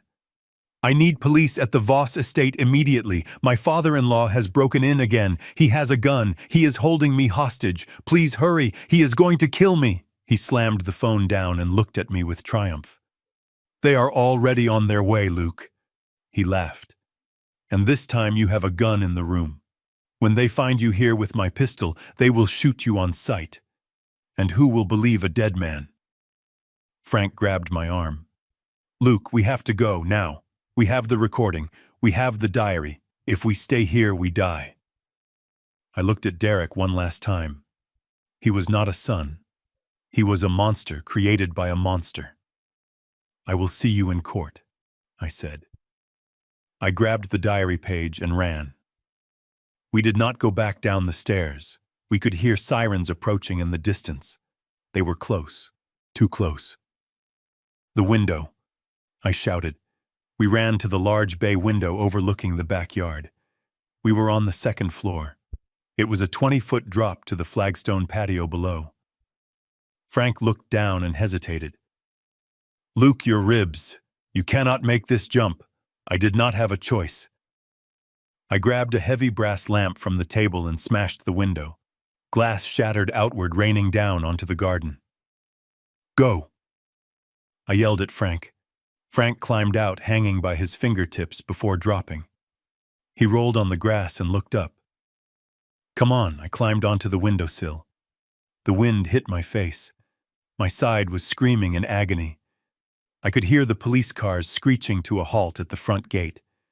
I could hear heavy boots pounding on the front door. I looked back at the office door. Derek was standing there, smiling, waving goodbye. I jumped. The fall felt like it lasted forever. I hit the ground hard. My bad knee buckled and a bolt of white-hot pain shot through my chest as my broken ribs jarred against each other. I rolled, biting my tongue to keep from screaming. I tasted blood. Frank was there, instantly pulling me up. Move, Luke, move! We scrambled over the garden wall just as the police kicked down the front door of the mansion. We ran through the neighbor's yard, ducking under hedges and jumping fences. We did not stop until we reached Frank's car, parked 3 blocks away. I collapsed into the passenger seat, gasping for air, clutching the crumpled diary page against my chest. Frank started the car and sped away into the morning traffic. We got the confession. Frank said, his breathing heavy, "But if the judge is in their pocket, then we have to fight them in the only place they cannot buy." I said, looking at the passing city. We have to fight them in the open. The war for my daughter's life was moving from the shadows to the courtroom, and I was bringing a wrecking ball. Frank drove us to a neighborhood that was a world away from the manicured lawns and iron gates of the Voss estate. This was a place where houses stood shoulder to shoulder, and chain-link fences rusted in the damp morning air. We were looking for Rosa Martinez, the former housekeeper, who had worked for Beatrice for 10 years before being unceremoniously fired 2 weeks ago. Frank had dug up her address while I was recovering in the hospital. She was our last hope. We had the diary, and we had a coerced confession that Derek would undoubtedly retract the moment he got a lawyer, but we needed a witness who could stand before a judge and look Beatrice in the eye.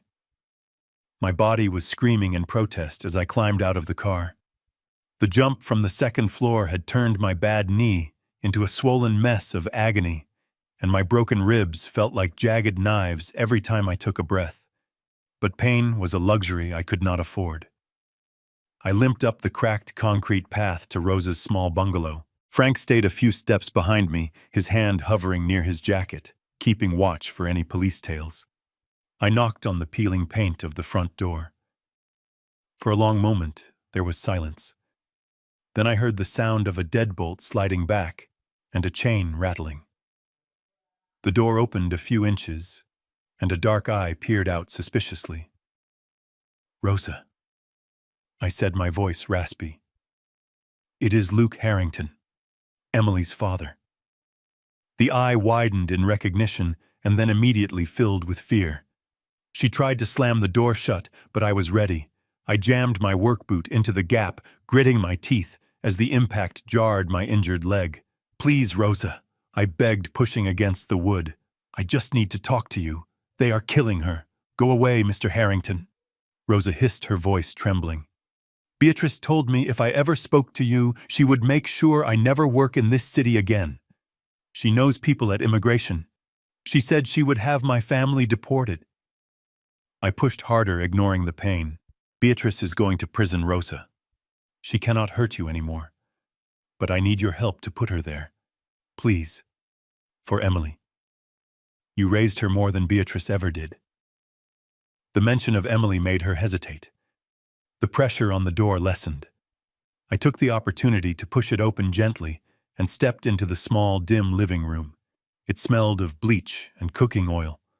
Religious candles flickered on a small altar in the corner.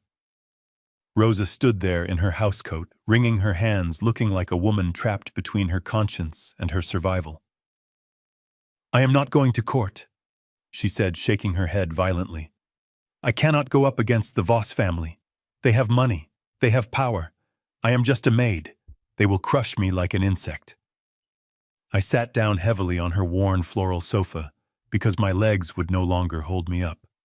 I looked at this terrified woman, and I knew that threats would not work. Money would not work. Only the truth would work. I reached into my pocket and pulled out my phone. I opened the photo gallery. I found the picture I had taken in the ambulance right after I pulled Emily from the fire. In the photo, my daughter looked like a ghost. Her skin was gray, her hair was matted and falling out in clumps. Her lips were cracked and blue. It was a hard image to look at. It broke my heart every time I saw it. I held the phone out to Rosa. "Look at her, Rosa," I said softly. Rosa refused to look, turning her head away. "I do not want to see." "Look at her," I commanded, my voice cracking with emotion. "You were there when she moved in. You were there when she got married. You cooked her meals. You ironed her clothes. You know she was healthy. You know she was happy. Look what they did to her in 3 months." Rosa slowly turned her head. Her eyes dropped to the phone screen. She gasped and covered her mouth with her hand. Tears welled up in her eyes and spilled over her cheeks. "Oh my God," she whispered. "Miss Emily, my poor sweet girl." "That is not sickness, Rosa," I said, leaning forward. "That is poison, thallium, rat poison, the kind you use in the basement." Rosa began to sob. She collapsed into the armchair opposite me, burying her face in her hands. "I knew it," she cried. "I knew something was wrong. Beatrice made me prepare the special soup every day for lunch. She brought me the herbs herself in a sealed jar. She said they were Chinese medicine for fertility. But one day I dropped the jar and it broke. The powder inside did not smell like herbs. It had no smell at all. When I tried to clean it up, Beatrice screamed at me. She called me stupid. She fired me on the spot and told me to get out. I waited for her crying to subside. Then I asked the question that mattered. "Will you testify, Rosa? Will you tell the judge about the powder? About how she controlled Emily's diet?" Rosa looked up at me with tear-stained eyes. She shook her head slowly. "It is my word against hers, Mr. Harrington. Beatrice will say I am a disgruntled employee lying for revenge because she fired me. The judge will believe the rich lady in the Chanel suit, not the maid. You need proof. Real proof. I slumped back against the sofa. She was right. Without physical evidence, Rosa's testimony would be shredded by Beatrice's lawyers. We needed something undeniable. Rosa wiped her eyes with the sleeve of her robe. She looked at me, and for the first time the fear in her eyes was replaced by anger. A righteous anger. "She is a devil," Rosa said. "She trusts no one, not even her son. She thinks everyone is stealing from her. That is why she watches everything." I frowned. "What do you mean she watches everything?" Rosa leaned in, lowering her voice as if Beatrice could hear us even here. "The cameras," she whispered. My heart skipped a beat. "What cameras, Rosa?" "I have been in that house 100 times. I never saw any cameras inside." "You are not supposed to see them," Rosa said.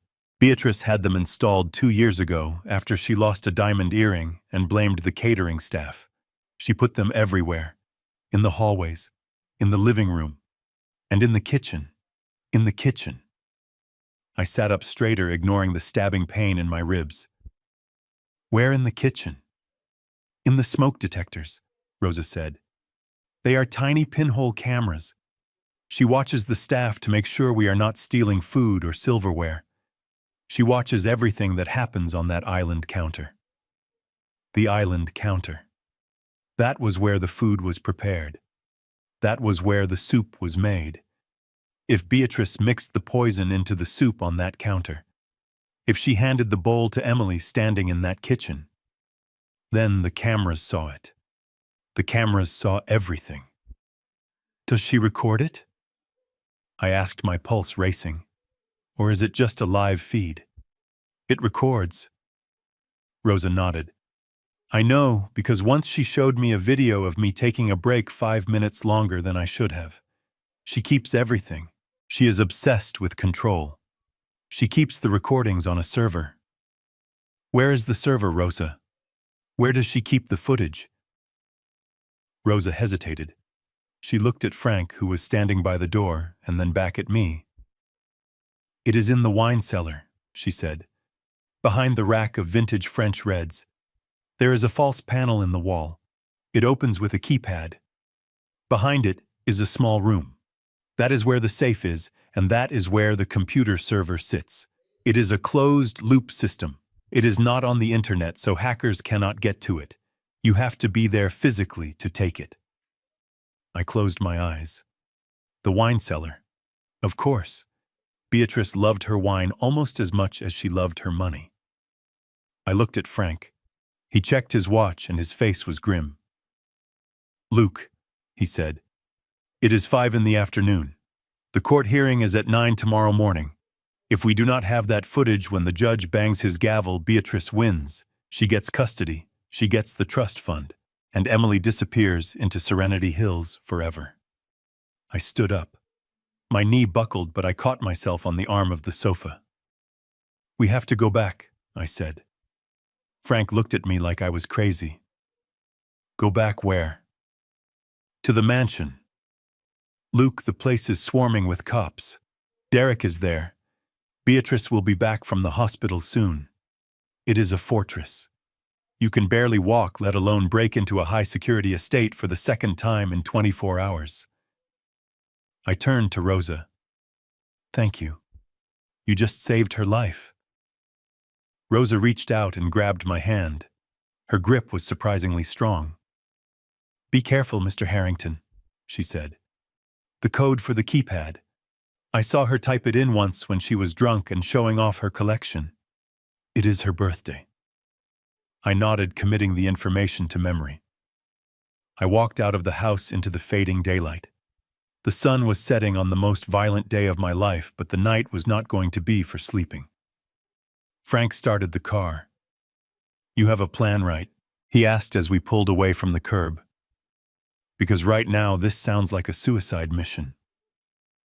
I looked out the window at the darkening city streets. "I do not have a plan, Frank," I said. "I have a bolt cutter and I have a daughter to save. That is all I need." We drove toward the hardware store. I needed supplies. Tonight, I was not going to be a father. I was going to be a ghost, and I was going to steal the truth from the devil's basement, even if I had to tear the house down to get it. We parked the car a block away from the Voss estate, under the cover of a weeping willow that blocked the streetlights. The mansion was ablaze with lights on the first floor, but the perimeter was dark. The police cars had gone, leaving only a private security patrol car parked near the gate. It was a false sense of security. They thought the threat was over. They thought I was running for my life, not running right back into the lion's den. Frank sat in the driver's seat with a laptop balanced on his knees. The screen cast a blue ghost light on his face. He was typing furiously, his fingers flying across the keys. "I am into the subnet, Luke," he whispered without looking up. "The security system is top tier, but the firewall hasn't been updated in 6 months. Typical rich people. They spend millions on the hardware and zero on maintenance. I can loop the camera feeds for 10 minutes. That is your window. 10 minutes before the system resets and realizes it is looking at a ghost image." I checked my watch. 10 minutes. It was not enough time to make a sandwich, let alone steal a server from a fortified basement. But it was all I had. "I am going in," I said, opening the car door. Frank grabbed my wrist.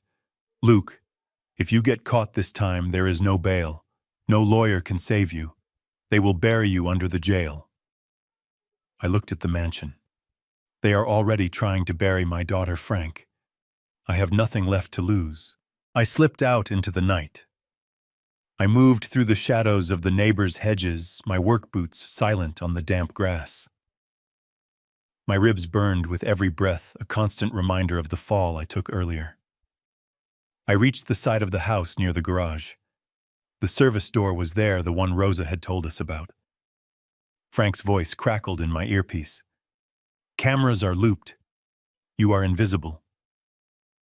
Go." I picked the lock on the service door. My hands were steady now. The adrenaline had replaced the pain. I slipped inside. The house was quiet. Too quiet.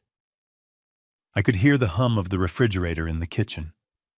I crept past the island counter, the same counter where Beatrice had poisoned my daughter day after day, while the hidden cameras watched. I made my way to the basement door. It was heavy, solid oak. I opened it slowly, praying the hinges were oiled. Silence. I descended into the darkness, the air getting cooler with every step. The basement smell hit me. It was not musty. It smelled of oak and old money. The wine cellar was at the far end of the corridor. It was a climate-controlled vault behind a glass wall. I entered the code Rosa had given me on the keypad. Beep, beep, beep, beep. The glass door clicked open. Inside, it was like a museum of alcohol. Rows and rows of bottles that cost more than my first car. I walked to the back, scanning the racks for the section of French reds Rosa had described. There it was. A wall of dusty bottles from Bordeaux. I felt along the wooden frame, looking for the seam. My fingers brushed a small indentation. I pressed it. The entire rack swung forward silently, revealing a hidden alcove. And there it was. The heart of the beast. A small server rack sat on a metal shelf, humming softly. Beside it was a safe. I did not care about the money or the jewelry in the safe. I wanted the black box with the blinking green lights. The hard drive. The memory of this house. I reached for the cables to disconnect the drive. Click, clack, click, clack. The sound of heels on the basement stairs. My blood froze. Someone was coming down. I looked at the hidden door. If I closed it, I would be trapped inside the alcove with no way out if they opened it. If I left it open, they would see it immediately. I grabbed the hard drive and yanked the cables out. Sparks flew. I shoved the drive into my jacket. The footsteps were closer. They were in the corridor. I pushed the wine rack back into place, but it did not click shut completely. There was a tiny gap. I dove behind a stack of wooden crates filled with Magnum champagne bottles in the corner of the room. The glass door of the wine cellar opened. I held my breath, pressing myself into the shadows. Through the gap between the crates, I saw her. Beatrice. She was wearing a silk evening gown, as if she were dressed for a gala. She held a crystal glass in one hand and her phone in the other. She did not look like a woman whose daughter-in-law was dying. She looked like a woman who had just won the lottery. She walked straight to the French Reds. My heart hammered against my ribs so hard I thought she would hear it. She was standing inches from the hidden panel, inches from where I was hiding. She reached for a bottle of wine. She pulled it out and inspected the label. A smile spread across her face. She put the phone to her ear. "Yes, Dr. Sterling," she said. Her voice was smooth like velvet over gravel. "I know it is late, but we need to discuss the arrangements." She paused, listening. "No," Beatrice said sharply. "No autopsy. Absolutely not. Derek is the next of kin. He will sign the waiver. We want immediate cremation." I bit my lip so hard I tasted blood. Cremation. They were not just going to let Emily die. They were going to burn the evidence. Thallium stays in the bone and hair forever. But if there is no body, there is no proof. Beatrice laughed softly. "Do not worry about the police report, Doctor. The suicide narrative is already established. The girl was unstable. A tragedy, really. But we must respect the family's wish for closure. I want her cremated within an hour of the declaration of death. I will pay double the usual fee for the funeral home to expedite the paperwork." She was planning the disposal of my daughter like she was taking out the trash. "Yes," Beatrice continued. "And doctor, make sure the hospital records reflect the organ failure as a result of the overdose. We cannot have any loose ends when the trust fund auditors come looking." She uncorked the bottle with a practiced twist and poured herself a glass. She took a long sip, closing her eyes in pleasure. "To freedom," she whispered to the empty room. She turned to leave, but then she stopped. She frowned. She looked at the wine rack. The one I had pushed closed. It was slightly misaligned, just a fraction of an inch. Beatrice stepped closer. She reached out to touch the rack. Frank's voice exploded in my ear. "Luke, get out. The loop is failing. The system is rebooting in 10 seconds. I had no choice. I could not wait for her to open that rack and see the missing drive. I stood up from behind the crates. Beatrice spun around, gasping and dropping her wine glass. It shattered, sending expensive red wine splashing across the floor like blood. "You!" she hissed. Her eyes went wide with shock. "How did you get in here?" I stepped out of the shadows. I looked like a nightmare. My face was bruised, my clothes were torn, and my eyes were burning with hate. "I told you, Beatrice," I said, stepping over the broken glass. "I am a builder. I know where the cracks are." She opened her mouth to scream, but I did not give her the chance. I shoved past her, knocking her into the wine racks. Bottles crashed down around her, raining glass and liquid. She screamed, then a high piercing shriek that would wake the dead. Derek security. "He is here!" I ran. I ran like I was 20 years old again. I sprinted out of the cellar, down the corridor, and up the stairs. The alarm system suddenly came back to life. Sirens began to wail throughout the house. Lights flashed. I burst into the kitchen. I could hear heavy footsteps running from the living room. "The security guards!"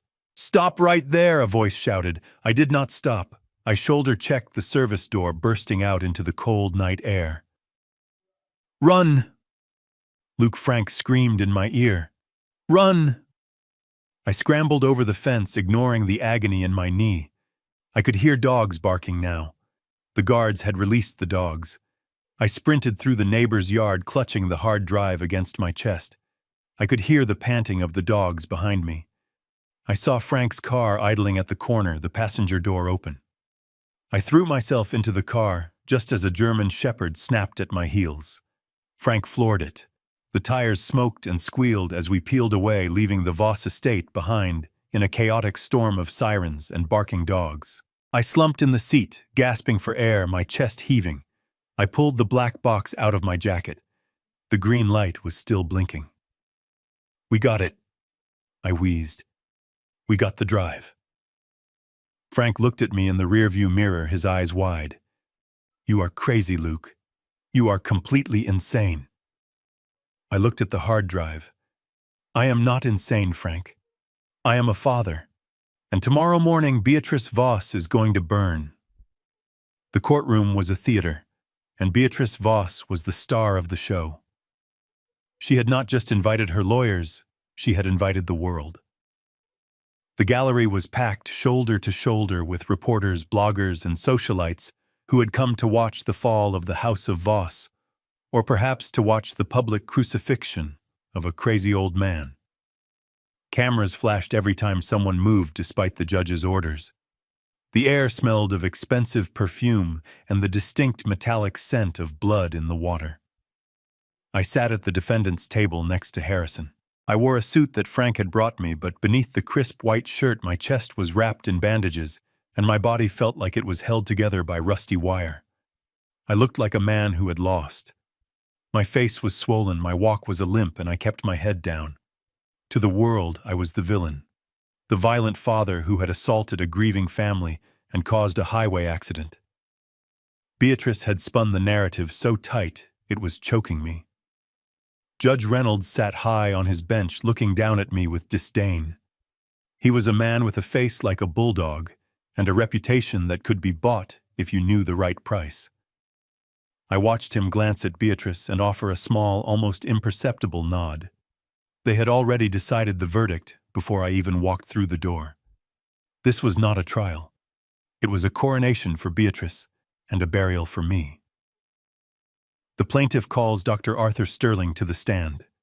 Beatrice's lawyer announced. He was a slick man with a smile that showed too many teeth. Dr. Sterling walked to the witness stand with the confidence of a man who believes his own lies. He placed his hand on the Bible and swore to tell the truth. I watched him, and I felt a burning in my gut. This was the man who had tried to sign my daughter's death certificate before she was even dead. "Dr. Sterling, please tell the court about Emily Voss's condition," the lawyer asked. Sterling adjusted his glasses, looking grave. "Mrs. Voss is suffering from severe paranoid schizophrenia complicated by acute opioid addiction. Her self-harm tendencies have escalated rapidly in the last 3 months. The thallium poisoning was self-inflicted. It is a classic cry for help. She ingested rat poison because in her delusional state she believed she needed to purge her body of demons." The courtroom buzzed with whispers. Reporters scribbled furiously. "And in your professional opinion, doctor," the lawyer continued, "is Mr. Luke Harrington capable of caring for her?" Sterling looked at me and shook his head with mock sadness. "Absolutely not. Mr. Harrington is a violent man with a history of disregarding medical advice. His actions the night of the incident nearly killed his daughter. He dragged a critical patient out of an ambulance, causing an explosion. He is a danger to her and to society.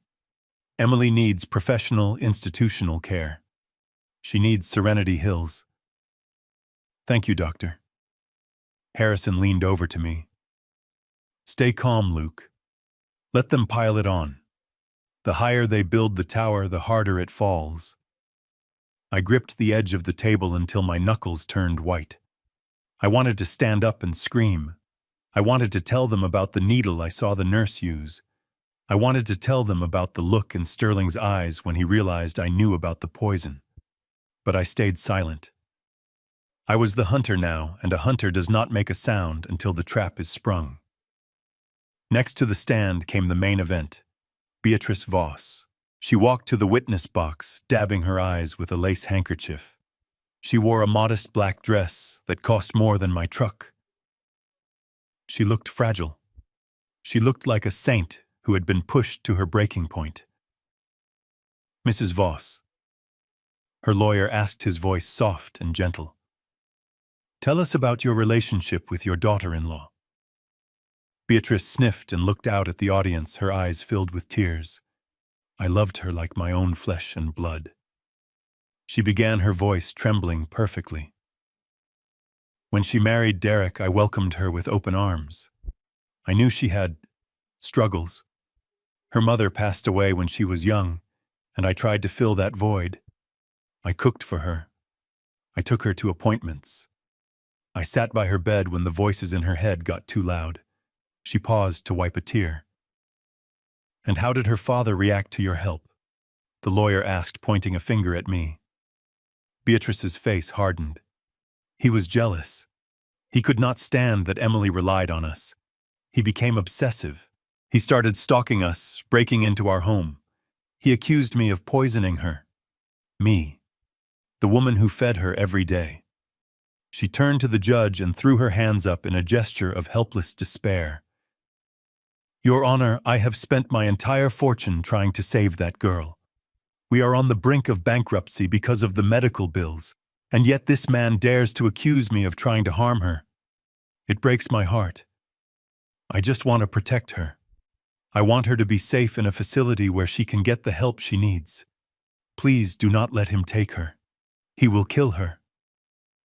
The gallery erupted in sympathetic murmurs.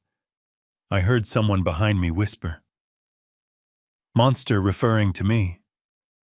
Beatrice looked at me, and for a second, through the tears, I saw the real her. The shark. She smirked. It was the same smirk she had given me through the glass door of her mansion. She thought she had won.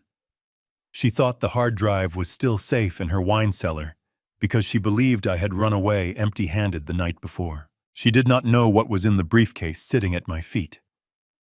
Judge Reynolds banged his gavel. "Order. Order in the court." He looked at me, his expression severe. "Mr. Harrington, your counsel may cross-examine the witness, but I warn you I will not tolerate any badgering. This woman has been through enough." Harrison Thorne stood up. He did not button his jacket. He did not pick up a notepad.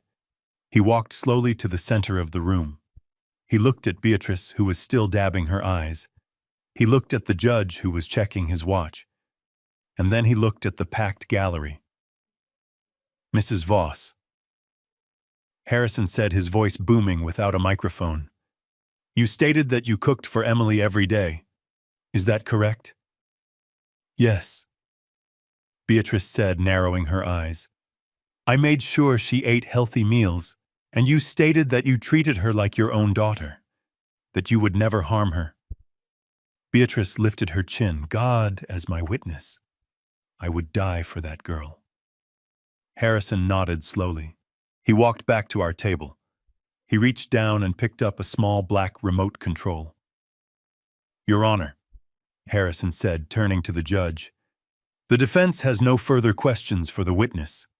However, we do have a piece of evidence we would like to submit." The judge frowned. "Is this new evidence, Mr. Thorne?" "It was not in the discovery file. It was obtained late last night, Your Honor," Harrison said. "It is a video file, a home video, you might say, from the server room of the Voss estate." Beatrice went rigid. Her hand stopped midway to her face.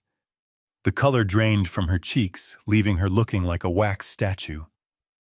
She looked at Derek, who was sitting in the front row. Derek was staring at the floor, shaking. "I object." Beatrice's lawyer jumped up. "This is ambuscade. We have not seen this video. It could be fabricated." "It is authenticated by the timestamps and the metadata, Your Honor," Harrison said calmly.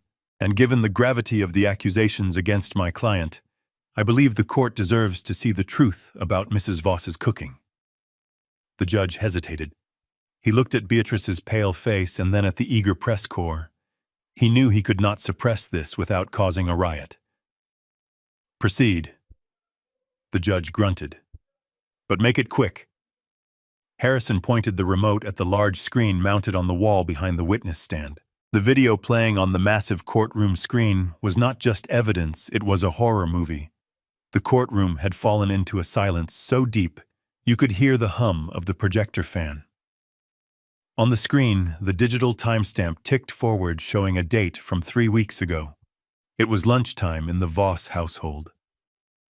Beatrice was standing at the granite island wearing yellow rubber gloves. In her hand, she held a small rusted tin can, not a spice jar. She used a teaspoon to scoop out a gray powder. She dumped it into the steaming pot of tomato soup.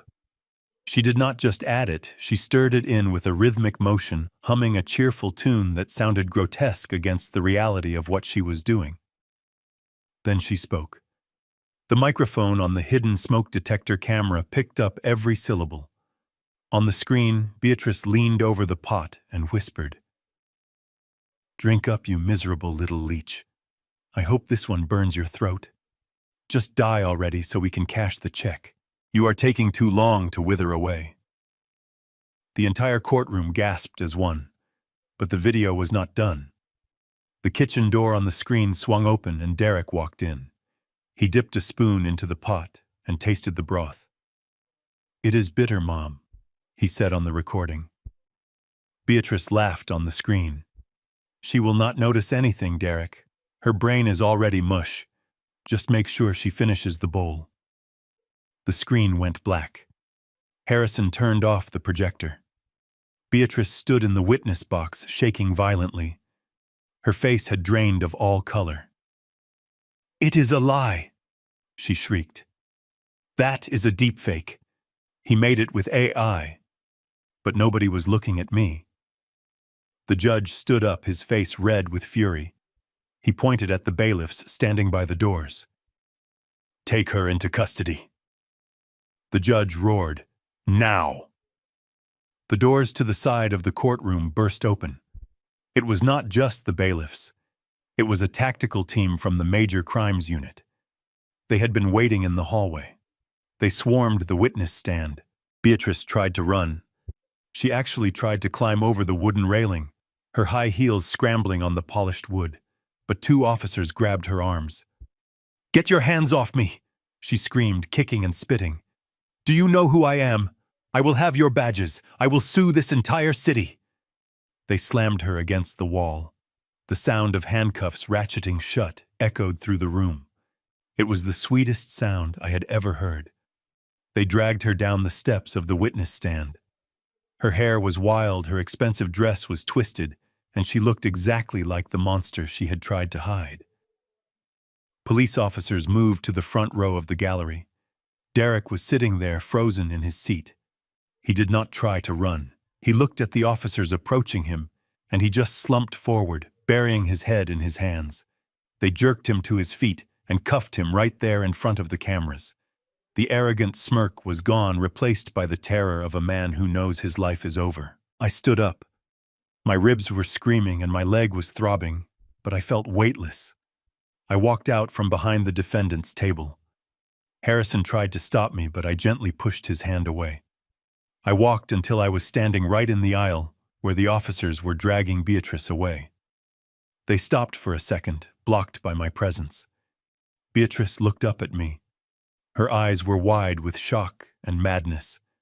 She stopped screaming. She just stared at me, breathing hard. I leaned in close. I wanted her to hear this.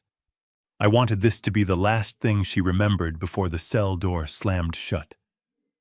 "Beatrice," I said, my voice low and steady. "You thought you could crush us because you have money and a big house. You thought I was just a dumb old construction worker. But you forgot one thing about builders. We know how to tear things down. You picked the wrong family to mess with. And you definitely picked the wrong father." She spat at me, but I did not flinch. The officers yanked her away, dragging her screaming out the side door. The courtroom was slowly coming back to order, but the energy was electric. The judge sat back down, wiping sweat from his forehead. He looked at me, and for the first time there was respect in his eyes. "Mr. Harrington," the judge said, "I believe I owe you an apology. All charges against you are dismissed with prejudice. You are free to go, but I was not listening to the judge. I was looking at the back of the courtroom.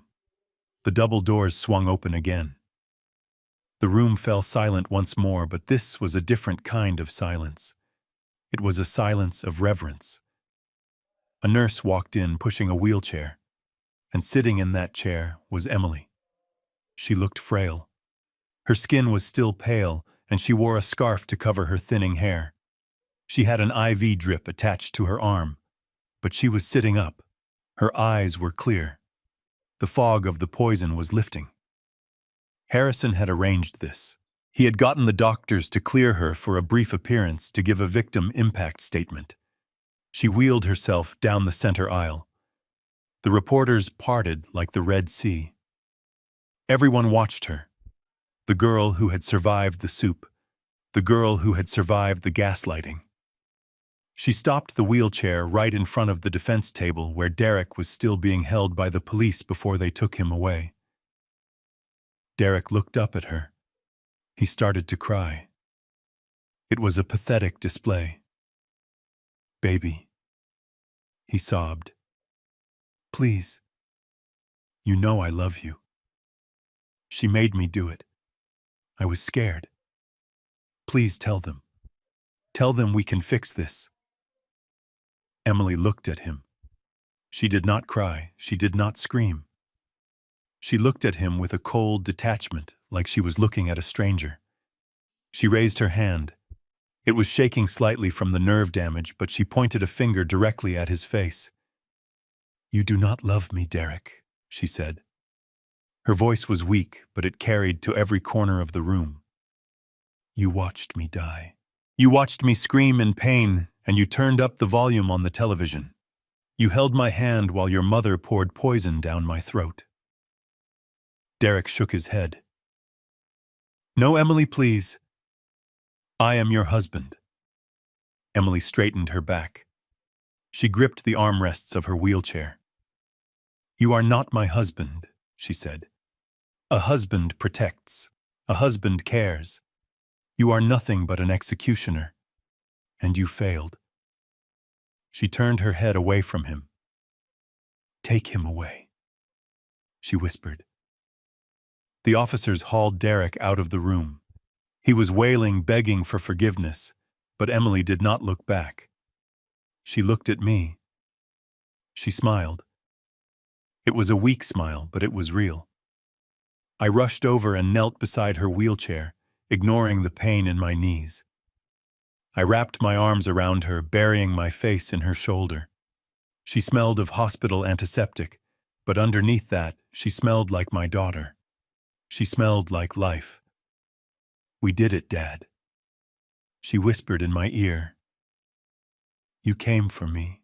I held her tighter, tears finally spilling down my face, washing away the dirt and the blood and the anger. "I will always come for you," I said. "Always." The judge banged his gavel one last time, dismissing the court, but the real verdict had already been delivered. The truth was out. The monsters were in chains, and the builder and his daughter were still standing amidst the rubble, ready to start over. The gavel hit the wood with a sound that echoed like a gunshot, ending the war. Beatrice Voss and her son Derek were sentenced to life in prison without the possibility of parole. The judge called their crimes a betrayal of the most sacred trust between humans. I watched them being led away in orange jumpsuits. Beatrice was no longer the queen of society. She was just an inmate with a number. Derek did not even look at me. He was broken. The Voss mansion was seized by the state. Every painting, every bottle of wine, and every piece of furniture was sold at auction. The proceeds, along with the $5 million from the trust fund that they tried so hard to steal, were awarded to Emily. They wanted to strip her of everything, but in the end, they gave her the keys to the kingdom. But money does not heal nerve damage. The next few months were the hardest of my life. The poison had left Emily weak. Her muscles had atrophied, and the pain in her hands and feet was constant. I moved her back into her childhood bedroom in my small house. I became her nurse. I helped her eat. I helped her walk. I sat up with her at night when the nightmares came and she woke up screaming, thinking she was back in that room with the restraints. There were days when she wanted to give up. The physical therapy was brutal. She had to learn how to hold a fork again without shaking. She had to learn to trust her own body.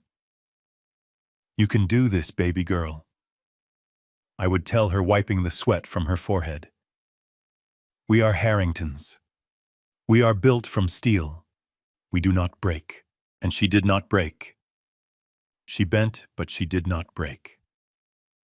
6 months later, I stood on the sidewalk in front of a newly renovated brick building in downtown Chicago. It used to be an old warehouse, but now it had fresh paint and big bright windows. Above the door was a sign: "The Harrington Center for Women." Emily walked up beside me. She was not in a wheelchair. She was standing on her own 2 feet. She looked different. She had cut her hair short into a pixie cut. The long, thinning hair from the sickness was gone, replaced by thick, healthy locks. She looked fierce. She looked like a fighter. "We did it, Dad," she said, linking her arm through mine. "We used the settlement money to build this. It was a shelter and a legal aid center for women trapped in abusive financial relationships. We took the dirty money that Derek and Beatrice had tried to kill for, and we turned it into a weapon to save others." I looked at my daughter.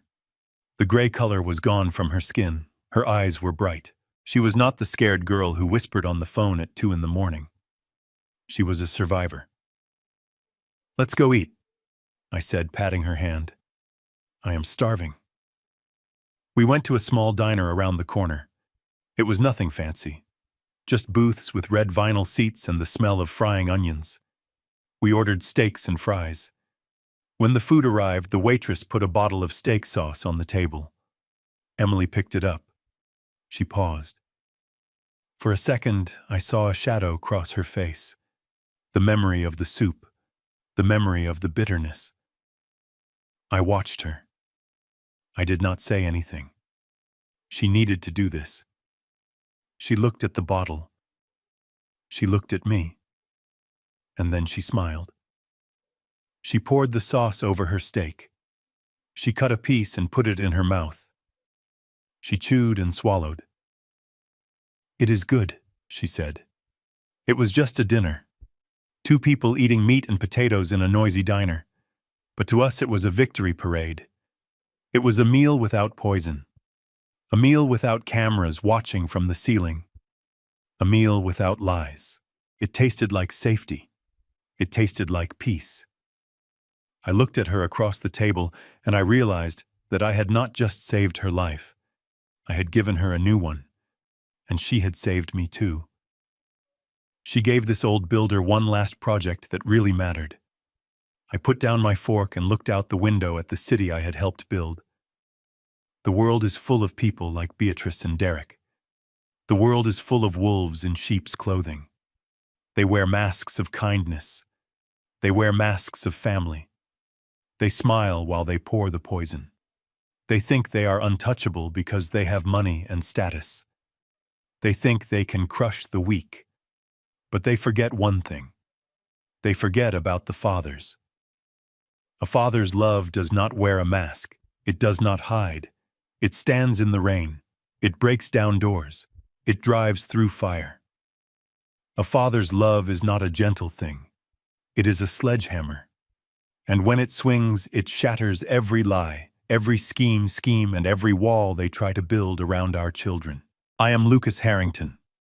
I am a builder, and no one hurts my daughter. This story teaches us a profound lesson about instinct and trust. We are often taught to be polite, to respect family hierarchies, and to ignore the little voice in our heads that says something is wrong. Lucas could have listened to the doctors or the police. He could have been intimidated by the wealth and status of the Voss family. But he chose to trust his gut. He realized that true evil often hides behind a smiling face and a locked door. The lesson is simple yet vital. If you feel something is wrong with a loved one, do not wait for permission to act. Do not let social niceties stop you from asking hard questions. Your intuition is your first line of defense. Trust it. Protect your own.